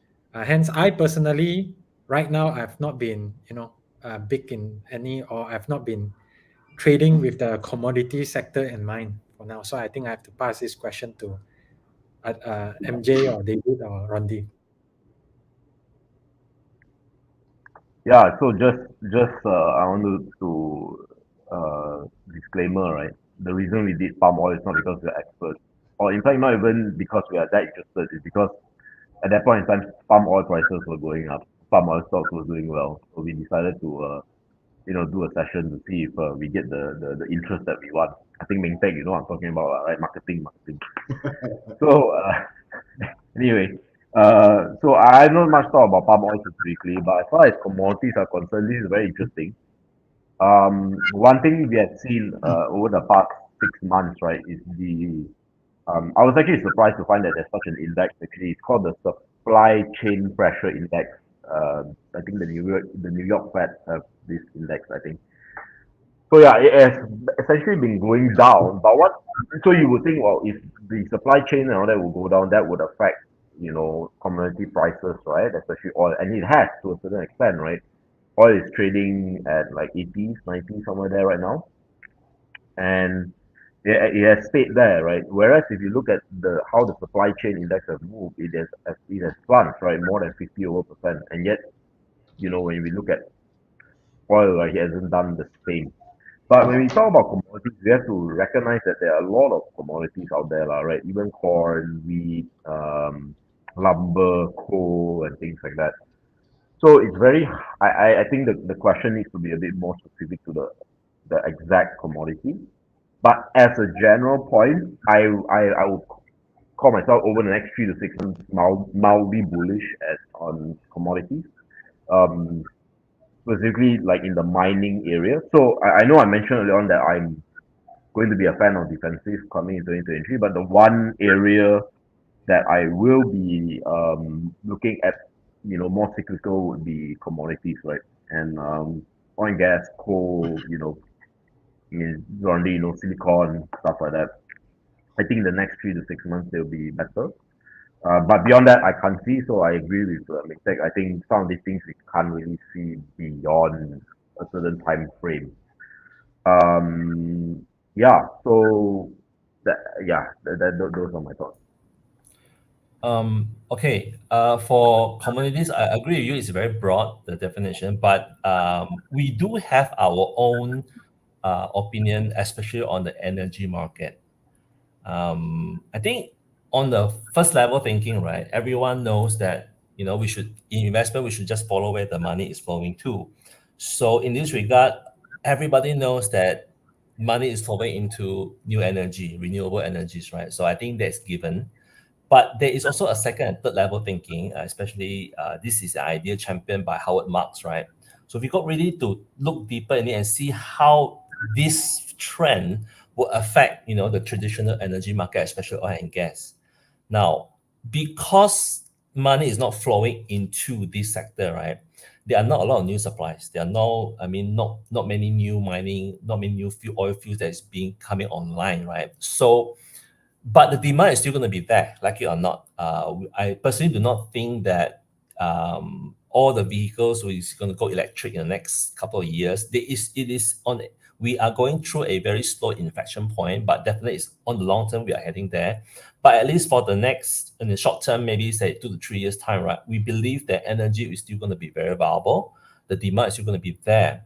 Now, couple that with a lot of uncertainties in the global arena in geopolitics, right? The war between Russia and Ukraine, time flies. We are almost heading to a year already, 12 months anniversary, and it's not ending anytime soon. It's going nowhere. As expected, Russia, Putin say, hey, let's come to the table and negotiate. Then this time, Ukraine said, no, we're not going to negotiate with you. So we don't see any conclusion to this war, at least in the short term. So we believe that global tension is going to remain high. So that will have an implication on the energy market, right? But of course, as Meng Tek mentioned, China reopening could have a positive impact, on the demand of oil. So energy sector is something that we will not discount or we will not ignore in 2023. But how we will invest or where we invest, we have to be a bit more sensitive to the market cycle. Now, that said, there is also a silver lining in this particular sector. Now, Petronas, in Malaysia, a lot of our energy players, like it or not, depends on the Petronas activity, right? And Petronas activity has been quite slow or even non-existent for the past many years because for obvious reasons, they simply do not have the kind of capital to invest, right? To rejuvenate our energy, our oil and gas industry. But lately, it seems that the narrative has changed. They have come up with some positive outlook or development in this particular sector. I think they are going to pour some capital back into to rejuvenate the industry. So I think some players, like the vessels and so on, may benefit from this capex cycle. So I think to put it in very briefly, we would not discount the possibility of investing or trading in this sector for 2023. Yeah, Rondi, maybe you can share your view as well. Yeah, before that, I just want to build on David's point, right? I think the underinvestment is very true. Yeah. That is more on the ESG essentially, right? And I think based on my chats with industry guys, it's almost as if even if they did have money, thanks to oil prices now, they actually don't want to invest in newer platforms and things like that because the psychological and the social aspect of this is very big. Like if you suddenly announce you're going to be digging oil off the Gulf of whichever Gulf, right? It's going to look bad on you as far as PR is concerned. So even actually logically, right? If oil prices like 1 or 2 years ago was like -20, if you guys remember the contango crisis, right? Yeah. And today it's like at 80, right? So the rational thing should be to actually start. In typical economics, is to start plowing money into the space, and as a result, that will push prices down. But it's not, right? To David's point.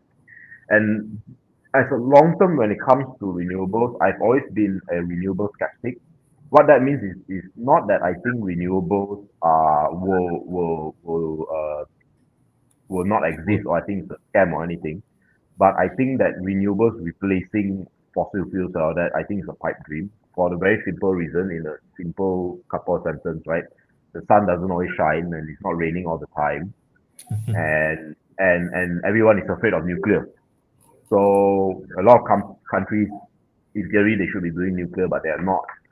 So if there's a psychological barrier, there's a climate barrier to how energy can be generated, and then also the third one will be EV, or electrification of vehicles, where we can see there's infrastructure challenges, right, in terms of charging stations and etc. etc. And I believe, Rondi, I remember we were having this discussion, right? There was tens of thousands of Tesla cars had to be recalled from China. So when you add all this together, right, fossil fuels are still here to stay. And I will even push the argument forward by saying that even if we were totally on electric vehicles, somehow one way or another, we will find something new to use fossil fuels to fuel that new thing. That is my opinion. Fly to the moon. Exactly, right? So like right now we cannot electrify jet planes or aeroplanes, right? So imagine if so the irony is that imagine if Elon Musk really makes going to Mars affordable, then his rockets will all be powered by fossil fuels. So I think that's an interesting irony, possibility. So yeah, those are the things I just wanted to add. MJ, sorry, I've got a slightly different view on renewable from the point of view of technology, right? Because technology is advancing in this particular sector. I think as long as capital will continue flowing in a big way for renewables, right? This sector, I believe that this sector will continue to advance. The technology employed is going to be even more advanced than what we see today. It's going to be even more commercially viable. So you're right. At least in the short term, fossil fuel will still be very relevant. But it's really, fast forward to the future, right? I look forward to the day where we will see more charging stations than petrol pumps in the country, and that will be the day when for the environment. Yeah. Definitely. All right. Thanks, guys, for the input. I think whilst I want to reply on some of the points there, I think I just want to offer a differing or rather an additional view, and this is not on oil and gas or renewable. I think some of your points are valid, but I would like to touch on CPO prices, plantations as a commodity sector. I think CPO players right now, the noise had died down a lot. It was very, very hot coming into the second half or in the middle of the year because CPO prices were just off the roof, right? But now that things had died down, all the hype had actually disappeared. I personally like the plantation, not really from the point of view of just purely on fundamentals or valuation and stuff. I think it's more on a yield play because looking at where CPO price is today, which is still above 4,000, I think they are still making decent amount of profit. And if let's say one is to stick their investment in some of the plantation players, of which have got a very high dividend payouts and all that, I think it can be a very good yield play for next year. So I think you can look into some counters like SOP, like price, where they pay at least 80% to 100% of dividend payouts. I think that's one on plantation. On oil and gas, yes, I copy your view, David and Meng Teck. I think I just don't see oil drop a lot from where it is today. Not a huge spike at the very least. Maybe it's a gradual slowdown, a gradual downtrend or a gradual uptrend, but nothing too spiky anymore. But that's my personal view. Yeah. I guess it is in everyone's favor, especially the upstream and the major oil producing countries or the markets to sustain the oil price around say $80 plus minus. Yeah. I think that is where it will be sustainable for this industry. But correct. Rondi, if you don't mind, I would like to add a little bit more our opinion on the plantation industry, right? Yeah. Especially for Malaysian players. Well, I think it is a known fact that a lot of our major big plantation players in Malaysia are finding it harder and harder to find land to replant. So if is there anyone out there who is really, they really believe in the outlook of CPO or this plantation sector, perhaps they can look at companies or these upstream players who has land bank outside of Malaysia, especially Indonesia. But if you want to invest in the midstream, I think because just today, I was having lunch with some of my former clients who is in this industry. They say even with Indonesia coming out, right, there are more and more local players in Indonesia, and they tend to favor buy from the local suppliers rather than buying from Malaysia or other players now, purely because of price. And one of them actually raised a very important point, which is import tax. When they buy for local players, right, from the virtue of just having no import tax, they save a lot already. So I think perhaps for this particular investment thesis, you can look at companies, especially the upstream ones, who has a bigger land bank or additional land bank outside of Malaysia. I think that is crucial. Okay. Yeah. Thanks, David, on that. Okay. I think we ought to move on. I think just before we go into some stock picks, there is a question here. Maybe Meng Teck, you might want to address this. China. What's your view on China, Meng Teck? I think you have a few investments there, from Alibaba to Naga Corp and everything. It's quite broad. So yeah, on China issue, right, I've studied a lot, and my conclusion is I don't know enough. The difficulty with China is, right, even when I read a lot of announcement, all these things seems to point like, oh, things are reversing. Then later, 1 or 2 months later, there's development that makes me rethink whether things are reversing. So for now, seems like things are reversing with policy coming out to stimulate the property market. If it's about property market, right, and unfinished building, this one, the unfinished building, I cannot tell. I mean, I could be wrong, but I heard from somewhere like there are some time where they say like, continue paying. There will be like some government authority in some cases where they say like continue paying, will ensure this thing will continue to be built. I could be wrong on that. Seriously, that one is really I could have remembered wrongly. So maybe you can go and check whether this thing is true. Number 2 is actually I think their interest rate is still not. There are still room for them to reduce the interest rate, for them to pump more liquidity in the market if they want.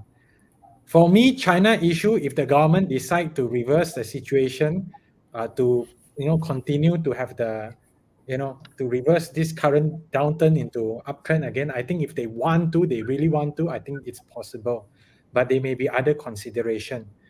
The biggest worry for me in China market right now would be Taiwan and geopolitical tension with US. That is the biggest worry for me. For internally in the country, for now I'm convinced that they are determined to reopen their country. That is very huge. I think that really helps a lot in a lot of industry. Yes. And they say they're gonna stop the crackdown on the tech companies, which really it's been quite a long time since we last hear a big news on it. Then recently there's the announcement of policy like how they're gonna stimulate the property market. So I'm quite optimistic on this, barring a global huge recession or barring a geopolitical risk materializing in Taiwan. Then I feel quite optimistic on it. But also the chip side, right? I think in the longer term, 3-5 years, maybe it could really quite hamper China's growth. But I'm not sure how is the impact. Maybe this part David can share more light, like how is like chip specifically is being banned and how does it impact China. Yeah, that also I want to find out from you. Yeah. More military or is it like even in consumer use? Well, there are two sides of the coins here, and we always believe that in any crisis there's opportunity, right? And so I think you're talking about the chip sanctions, the CHIPS Act, right?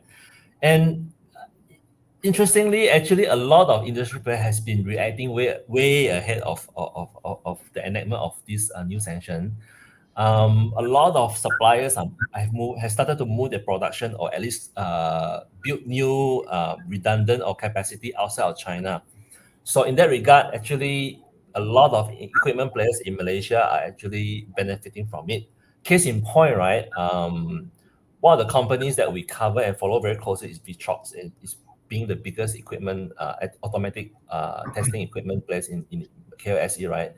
They have been seeing an uptick in the orders in Mexico. You'll be wondering, hey, why Mexico?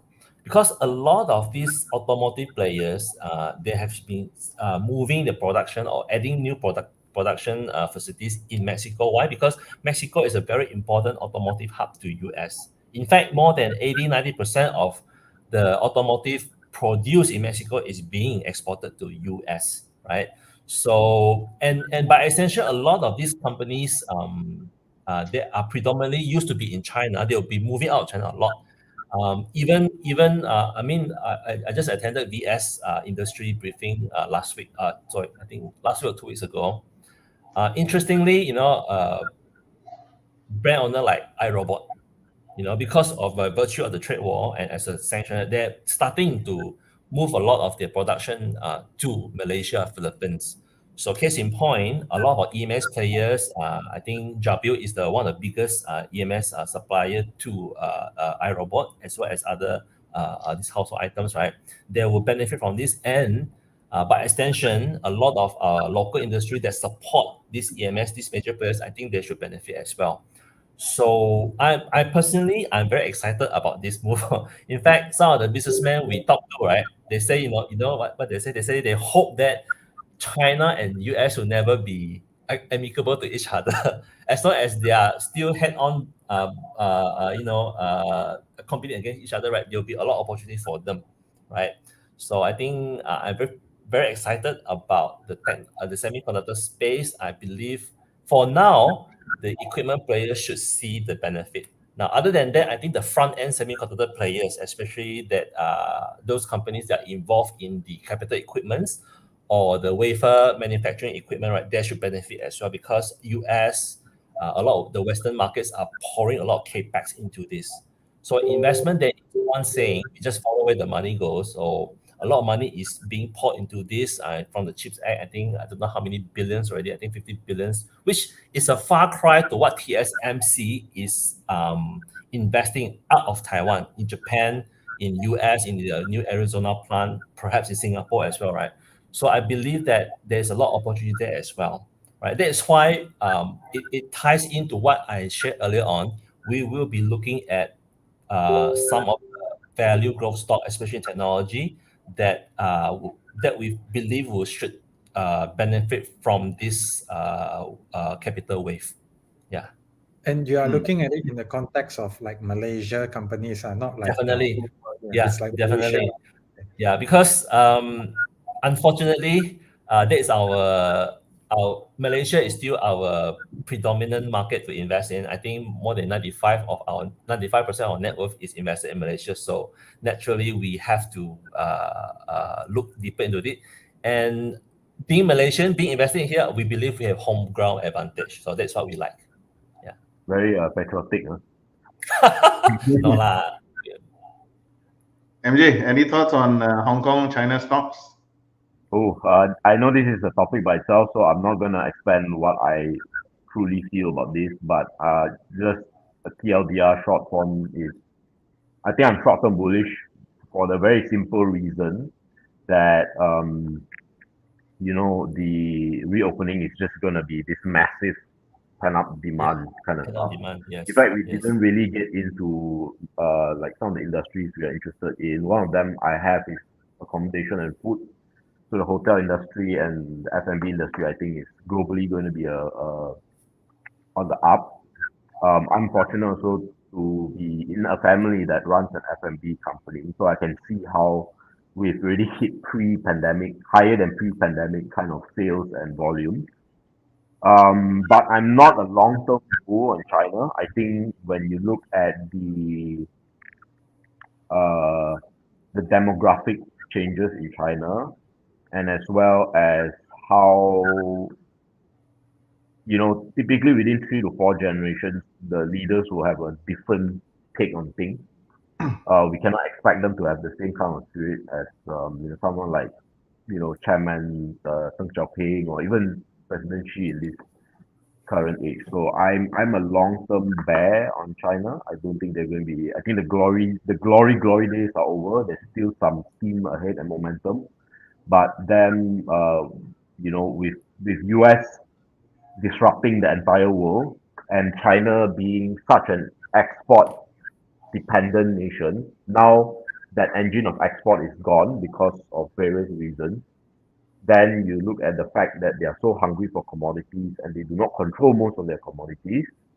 And also, when you look at their economy makeup, a lot of it is still tied in the property sector, which means that a lot of funds that the Chinese government has has been used to prop up the property sector, or whether it's their famous 3 trillion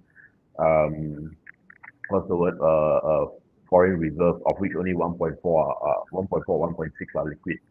A lot of that will be used to support an aging population, a bloated property sector, and there will be bright spots. Like one of the companies that I'm looking into is Yihai. I think Yihai has done very well, so I think that's a great future there. But as a whole, as a net, I'm not that much of a bull. That's all I can say. Rondi, I think we can have a whole new session on this topic. 100%. Yeah. That's why I want the TV shot. Yeah, but other than looking outward, where China, there is pent-up demand from the Chinese economy, right? We should also be looking inward. Now, I personally know a lot of semiconductor companies management in Malaysia. They are waiting for the borders to open so that they can send the engineer, they can send the salesperson there, so that business can resume. So I think in that regard, some of the local players, especially in the equipment side, right, I think they should benefit from the China reopening as well. Rondi? Yep, I agree there, David. I think, talking about China, there are just too many unknown factors if we are not local, I think that is the tough part. If one is to invest in China and Hong Kong, you need to really understand about the way the accounting works, the way their management, you have no access to them. It's not like in US where a lot of the data are public and the the retail community is very vibrant. China is a totally different game. But I thought just want to share something which I find is very interesting. This is just, I think David or MJ mentioned it earlier when it comes to liquidity and fund flows, right? So an allocation of capital. I think this chart is very interesting to me. In that, a lot of global hedge funds, they actually have got very, very small percentage right now in China and Hong Kong. So, as things are turning around, now Xi Jinping has got his wishes. I think having an exposure in China by way of just an ETF or a couple of stock picks, I think is not a bad idea, because once this reverse and some liquidity and fund flows are flowing into the country, it could be very interesting, in my opinion. But yes, other than that, I do agree. I think in our personal capacity, probably look into the local markets or the regional markets of which could benefit from the China reopening play, basically. I think it's one very important theme going into 2023. Sorry, David. David. Sorry, I seem to be very talkative tonight. Because my PC is a bit laggy. Yeah, the PC is a bit laggy, so yeah. Okay, but let me finish with David. I think we are touching similar subjects.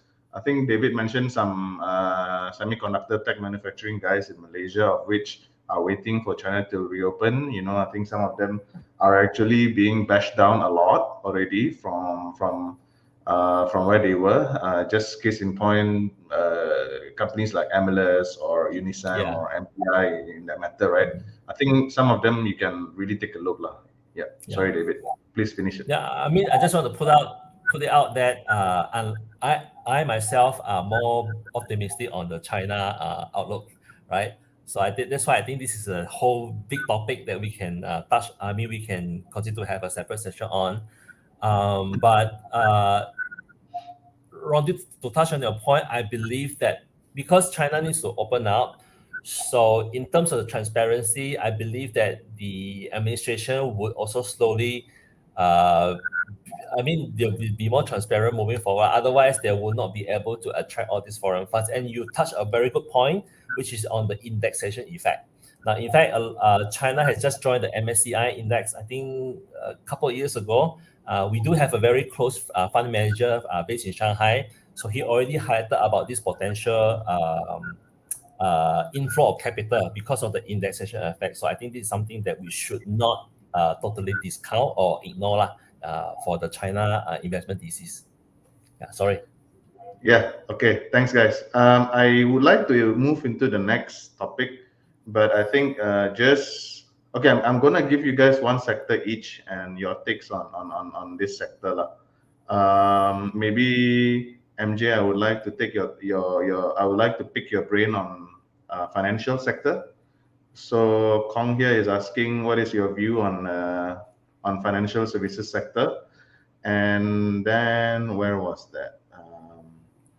Yeah, and Ming Teck, I would like to pick your brain on consumer sector, and David, your expertise, the telecommunications sector. Okay. Yeah, so maybe I'll start with MJ first on the financial services sector. Yeah, so I personally rarely invest in the financial sector outside of crypto, unless, if you consider crypto the financial sector. I think that one of the things I've always believed is that interest rates don't really improve or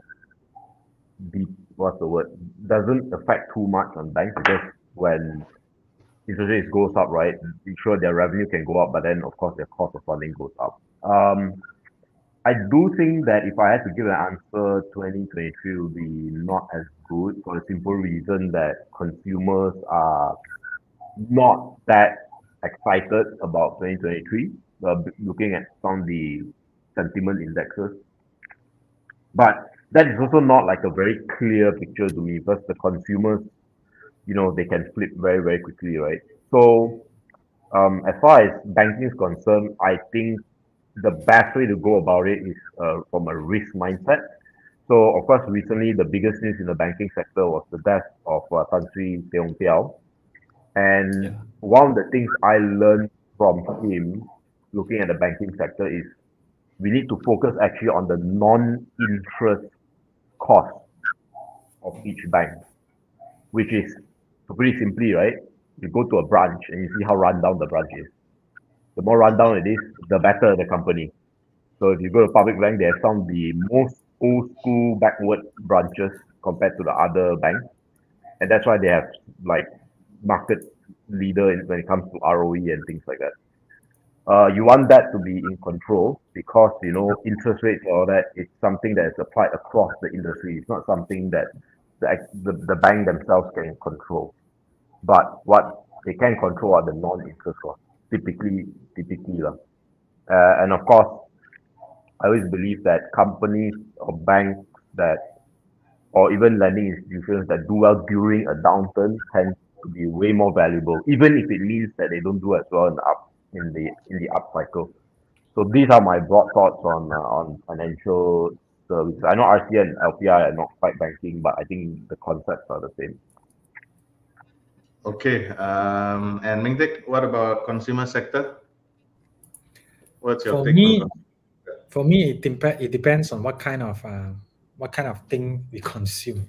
Actually, like what company constitute consumer, actually I'm not so sure. Is like tourism part of it. If that is, then I think with China reopening, actually there are still quite some people that haven't gone and travel yet, even with the I know some people have gone overseas, but I think there will be like second, third batch of people renewing their passport. Then after that, potentially going overseas. So it depends on which structure you are. So if it's more on tourism, then I'm more bullish.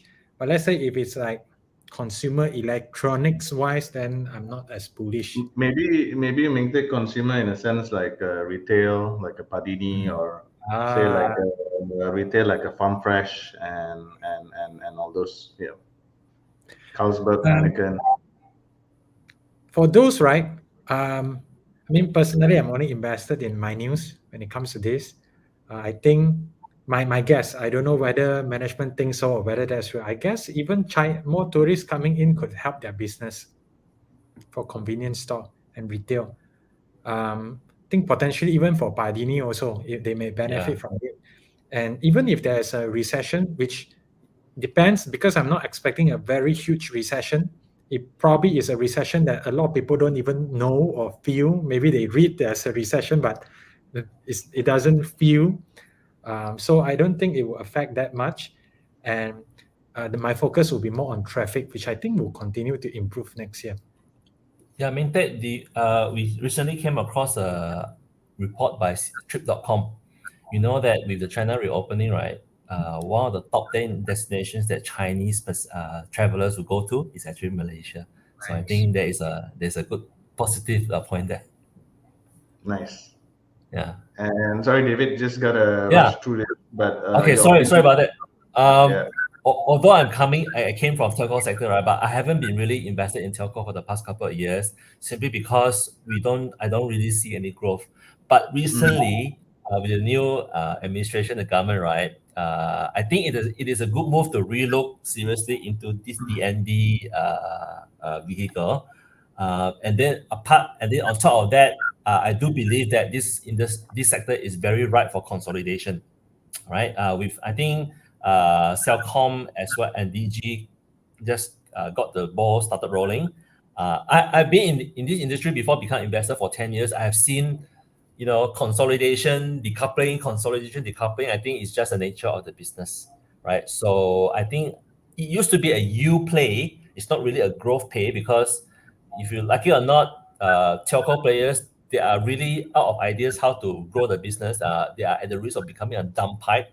So if you look at overseas players, these telco giants, these utility companies are trying to buy content businesses, like the video media, so on and so forth.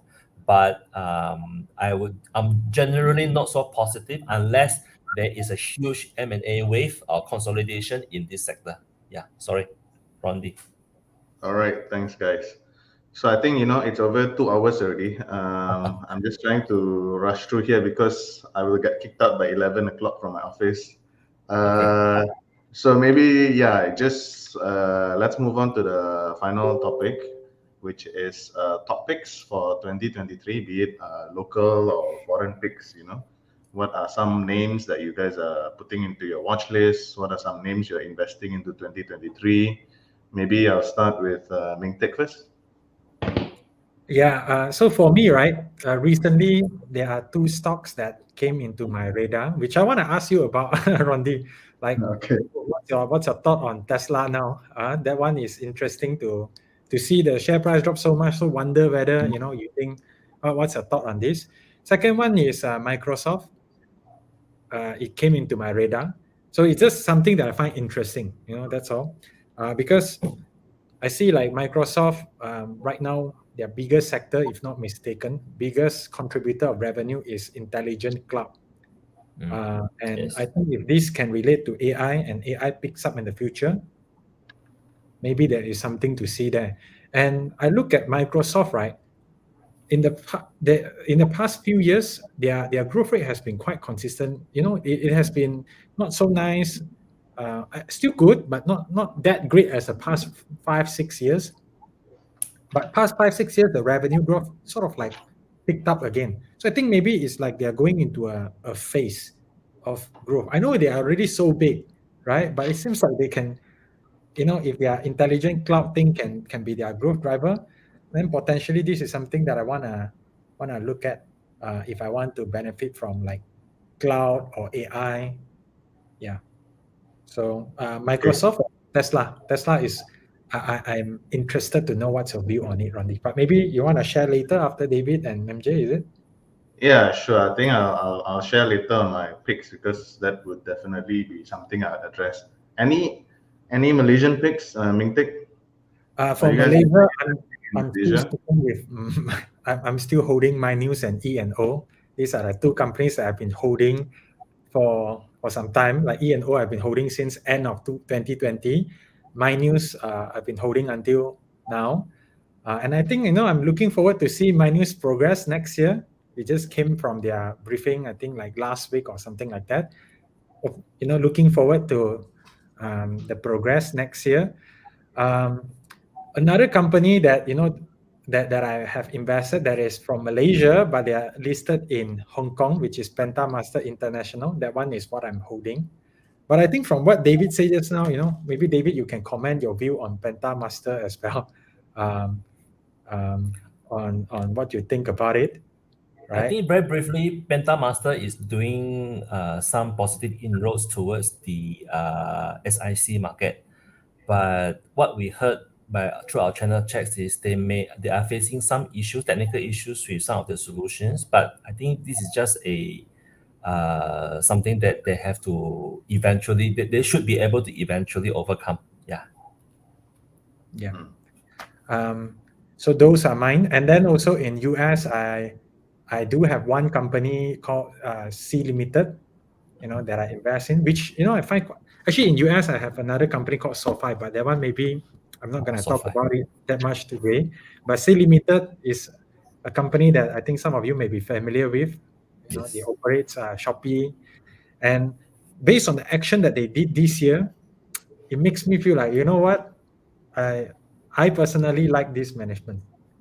And looking at the action that they do, even in a difficult time like this, makes me want to keep them for the longer haul, especially when their valuation has come down so much. And to your point, Rondi, where you talk about like company burning cash, right? Like this C Limited, they are aiming for their Shopee to be break even by the end of 2023, if not mistaken. And I'm seeing they are making progress towards it. And I think I want to, stay through the journey. And when they become profitable again, maybe what if that time the interest rates start to be reduced? Okay, thanks, Meng Teck. David, what about yourself? Rondi, you know that we always try to skirt around this topic, right? But perhaps I can just summarize what I've talked about throughout tonight's session. So instead of just giving stock picks, probably I can give what are the sectors to look at. So I think, as I mentioned just now, in terms of semiconductor, I think good for us to look at the automation players, medical, as well as EV, right? Then on the other side, we also should follow where the money is flowing to. So in that regard, we're looking at front-end semiconductor players or the equipment suppliers. Then also on the shortage side, because we believe that whenever there's shortage, there's a lot of investment opportunities. So in that regard, as I mentioned, energy is a trading opportunity for us. Then on the more circular angle, we are also looking at food security. I did not talk about this because this is a huge topic, and we believe that food security is going to be a very important as well as crucial economic factor moving forward. So I think there is some investment opportunities even in Malaysia. And other than that, perhaps one of the potential bright horse that will be eyeing is the memory market. We know that a lot of analysts and fund managers are not do not have confidence in this because of the slowdown in the demand. But we believe that like what Meng mentioned, with the advent of adoption of AI, machine learning, so on and so forth, we believe that this down cycle is not going to prolong any much longer. I think the inflection point is coming. So I guess that's what I want to share. Yeah, and MJ, Yeah, maybe it's a good way to introduce your Firewall Pro as well. Oh no, this is about Stockbit. So I think just like David, we don't want to get into names, and also you see, right, David, you mentioned the stock, right? Then next round, they say, hey, David, you talked about so and so, right? Sounds like How come they will come up? What do you have to say? What do you have to say for yourself? Yeah. And you might be right in 2025 it does well. You know what I mean, right? So, but I will mention again, linking to my earlier point, about defensive, right? So some of the areas, I think there are areas globally I'm looking at that I think that's where in the next 3 to 6 months I want to be very clear, right? Now, also to be clear, I might change my mind in the next 2 weeks when things change, right? I think that's how markets are. We've alluded to earlier on how we need to be nimble and agile. But the four industries, I think I mentioned earlier on also accommodation and food. So this is restaurants, hotels, and then Rondi, I think in our private chats we talk also about some of the gaming guys, right? Now, to be clear, right, when I say like restaurants, right, I don't necessarily mean that you now go out there and determine and which restaurant brand is the best, and then you go ahead and make a purchase, right? It could be something like a Ehive, right? They supply a lot of their food supplies to Haidilao, for example. That's what I mean, right, by this sort of industry. The second one is mining. So this is probably the one area that is not defensive. These are your oil and gas, coal, and all that. This is the only exception that I will make. The third industry will be healthcare. So again, similarly, it doesn't have to be hospitals or pharma areas you invest in. It could be a SCOMNet, right, where they do certain components. They're essentially like something like a medical EMS like that. So that can be something you can look at. And repair and maintenance. So this is a very broad thing, but this is an actual category in the US stock market. These are companies like automotive repairs and all that. Now the reason I say this is because if we go by the assumption that consumers are not going to spend a lot next year, right? But one thing that they will probably spend on a repair, because it's this stuff that they have, but they may not be spending on new stuff. Right, so that's why any companies that are involved in repair and maintenance will be something that I'll be looking at as well. Now, what all this does is that I think if you fill up your portfolio with these sort of companies, plus maybe a few other defensive uh, industries, is that you'll be quite well diversified. Rondi, you're in the industry, you know how, or you were in the industry, you know how it's very important to have uncorrelated assets when it comes to your portfolio, right? So I think these companies, these industries are quite uncorrelated. I could be wrong, and so I think if you construct your portfolio based on these, you should enjoy 2023 a little bit better than 2022. Okay. As for myself, I will address Meng Teck's Tesla query in a bit. I think a lot of people are also asking about Tesla. I'll share my opinion on that soon. But just coming back to my personal strategy for next year, I think a high cash holding is still preferable. I would like to look into companies that have got low PE multiples. Just for high margin of safety, right? So I personally like the China reopening play as well, that is going to flow into either regional markets and all that. So we spoke about gaming. So there is a counter in Malaysia that I'm looking into. It's RGB. So I think RGB could be very interesting in a sense that right now, because a lot of RGB is basically doing sales and distributions of slot machines. And with the reopening of economy from China, I think there will be flows of people going out to Philippines, to Cambodia, and I think this could potentially benefit RGB. And I think a lot of people don't probably missed out on what their announcement that recently they won an order of around, it was a sales order that was bigger than their market cap then. So I think that was a very interesting look. So I think that's one that I am eyeing actually. So again, as I mentioned just now, I think for next year it's not going to be easy to look for companies that could potentially have got very strong earnings, and I believe RGB could be one of that. A company that has better year-on-year earnings growth, and as well as record earnings even potentially, right? So that's one.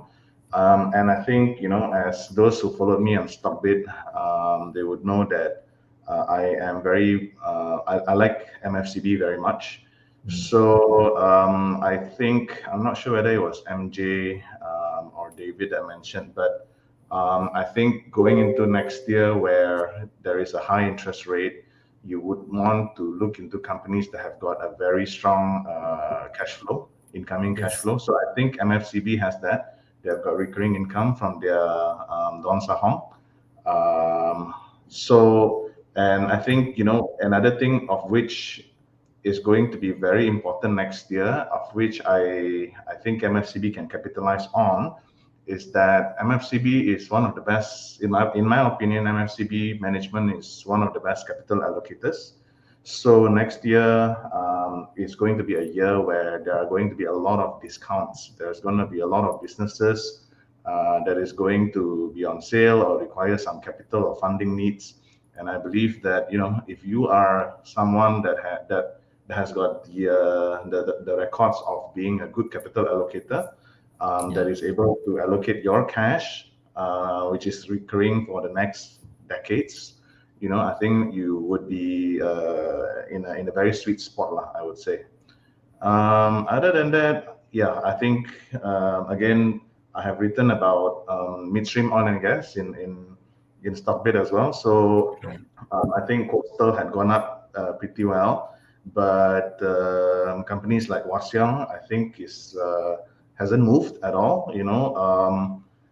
If I look into some local midstream players in Bursa Malaysia, I think the company share price has not moved at all year to date. And this is, despite the company has been walking the talk, turning around the fortune of the company back to black, and keep growing their order book and tender book. Recently, they just won a deal from Yinsen as well. So I think something just don't add up. The numbers have become actuals. Assumptions have become facts and figures, and yet the share price has not moved at all. And going into midstream oil and gas, I personally also like Dialog, just from the very simple point in the sense that when we see foreign equity holdings in Malaysia, they are at the moment, if I'm not mistaken, they are at a decade low of about 20%. So when right now Malaysia are stabilizing politically, and the economy is probably improving as well vis-a-vis all the other region. And when the foreign funds are coming in, I think Dialog would be one of those that could benefit just from what they are doing, as a business. Other than that, I think I wrote about OMH as well, about silicon metal. I think they are very cheap in comparison to, say, a PMB Teck. And there is a lot of other low PE ratio like Tome or Kim Hin Joo, like Mothercare. I mean, I was in Tropicana Gardens during Christmas, and it was very, very packed, Mothercare. So I think these two companies are trading at about 5 times to 8 times earnings. I think those are very cheap. Lastly, I think next year could be a year where construction might be coming back up. Infrastructure projects might be coming back up. So I like Gamuda, and recently when they venture into renewable energy, EPCC as well, I like that, because I think one of the key themes or struggles this year has that a lot of companies that has got industrial companies are struggling with high energy prices, and I believe a lot of them are actually looking to either cut energy costs by way of installing solar panels on ESG reason for that as well. So I think there are demand for basically a higher adoption of solar roofs. So I think this could benefit the players. But whenever I look into EPCC players in Malaysia, their evaluation just don't really make sense to me. It's too expensive. So I look into Gamuda, and I think that's a good move for them. And perhaps lastly, I think there is one or two who is asking about Tune Pro. I think Tune Pro might be interesting for next year. Maybe David, you can put your input on this as well, because I think TunePro for the longest time there has been their performance on paper doesn't look too good because of their investments in the fixed income side of things. Mm-hmm. But I personally think that if I look into the market or for the bond market, I feel like the market pricing is suggesting that the short-term interest rates. I mean, yeah, I think it's sort of like bottoming for Let the me put bond. it this way, for the bond market, for fixed income, I think probably the worst is over. But but we shouldn't be, I mean, as far as we can see, the worst could be behind us for the fixed income market. Yeah. So I think if one is to look into TunePro, you can now worry less about the performance of their fixed income investments and really focus on where their applications, where their real business is heading, basically. I think TunePro will play very well into your very low price to multiple ratios. When it comes to price to book, they are really, really cheap in that particular regard. Mm. Mm. So yeah, I think if one is to look into all the names that I've mentioned, you would see that every one of them is probably trading at PE multiples below 10, Single except digits. maybe Dialog. Other than that, yeah, on tech sector, I still like them, but it will be, again, as mentioned earlier, they have to be trading at a very good discount as compared to historical averages.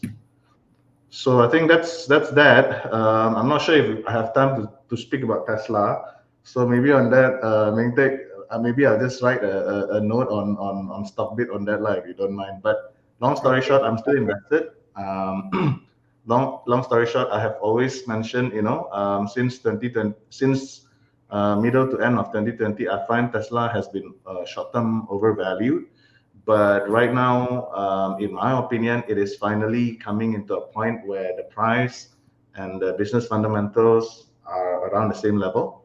So I have been starting to nibble them. Don't go gung ho on it because you don't really want to go gung ho on a falling knife, but slowly nibble on it. I think that's good.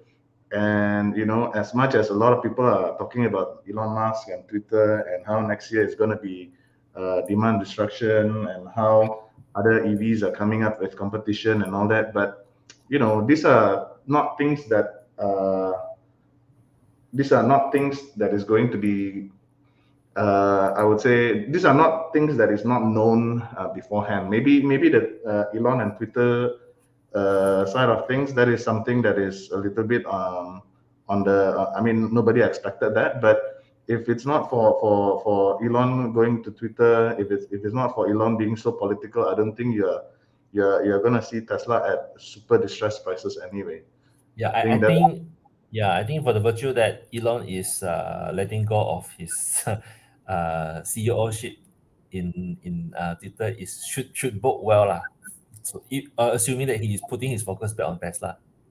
Yeah, but long story short, I like it now. I like Tesla right now. I like it when everybody is hating on Tesla. I like it when everyone is hating on Elon Musk.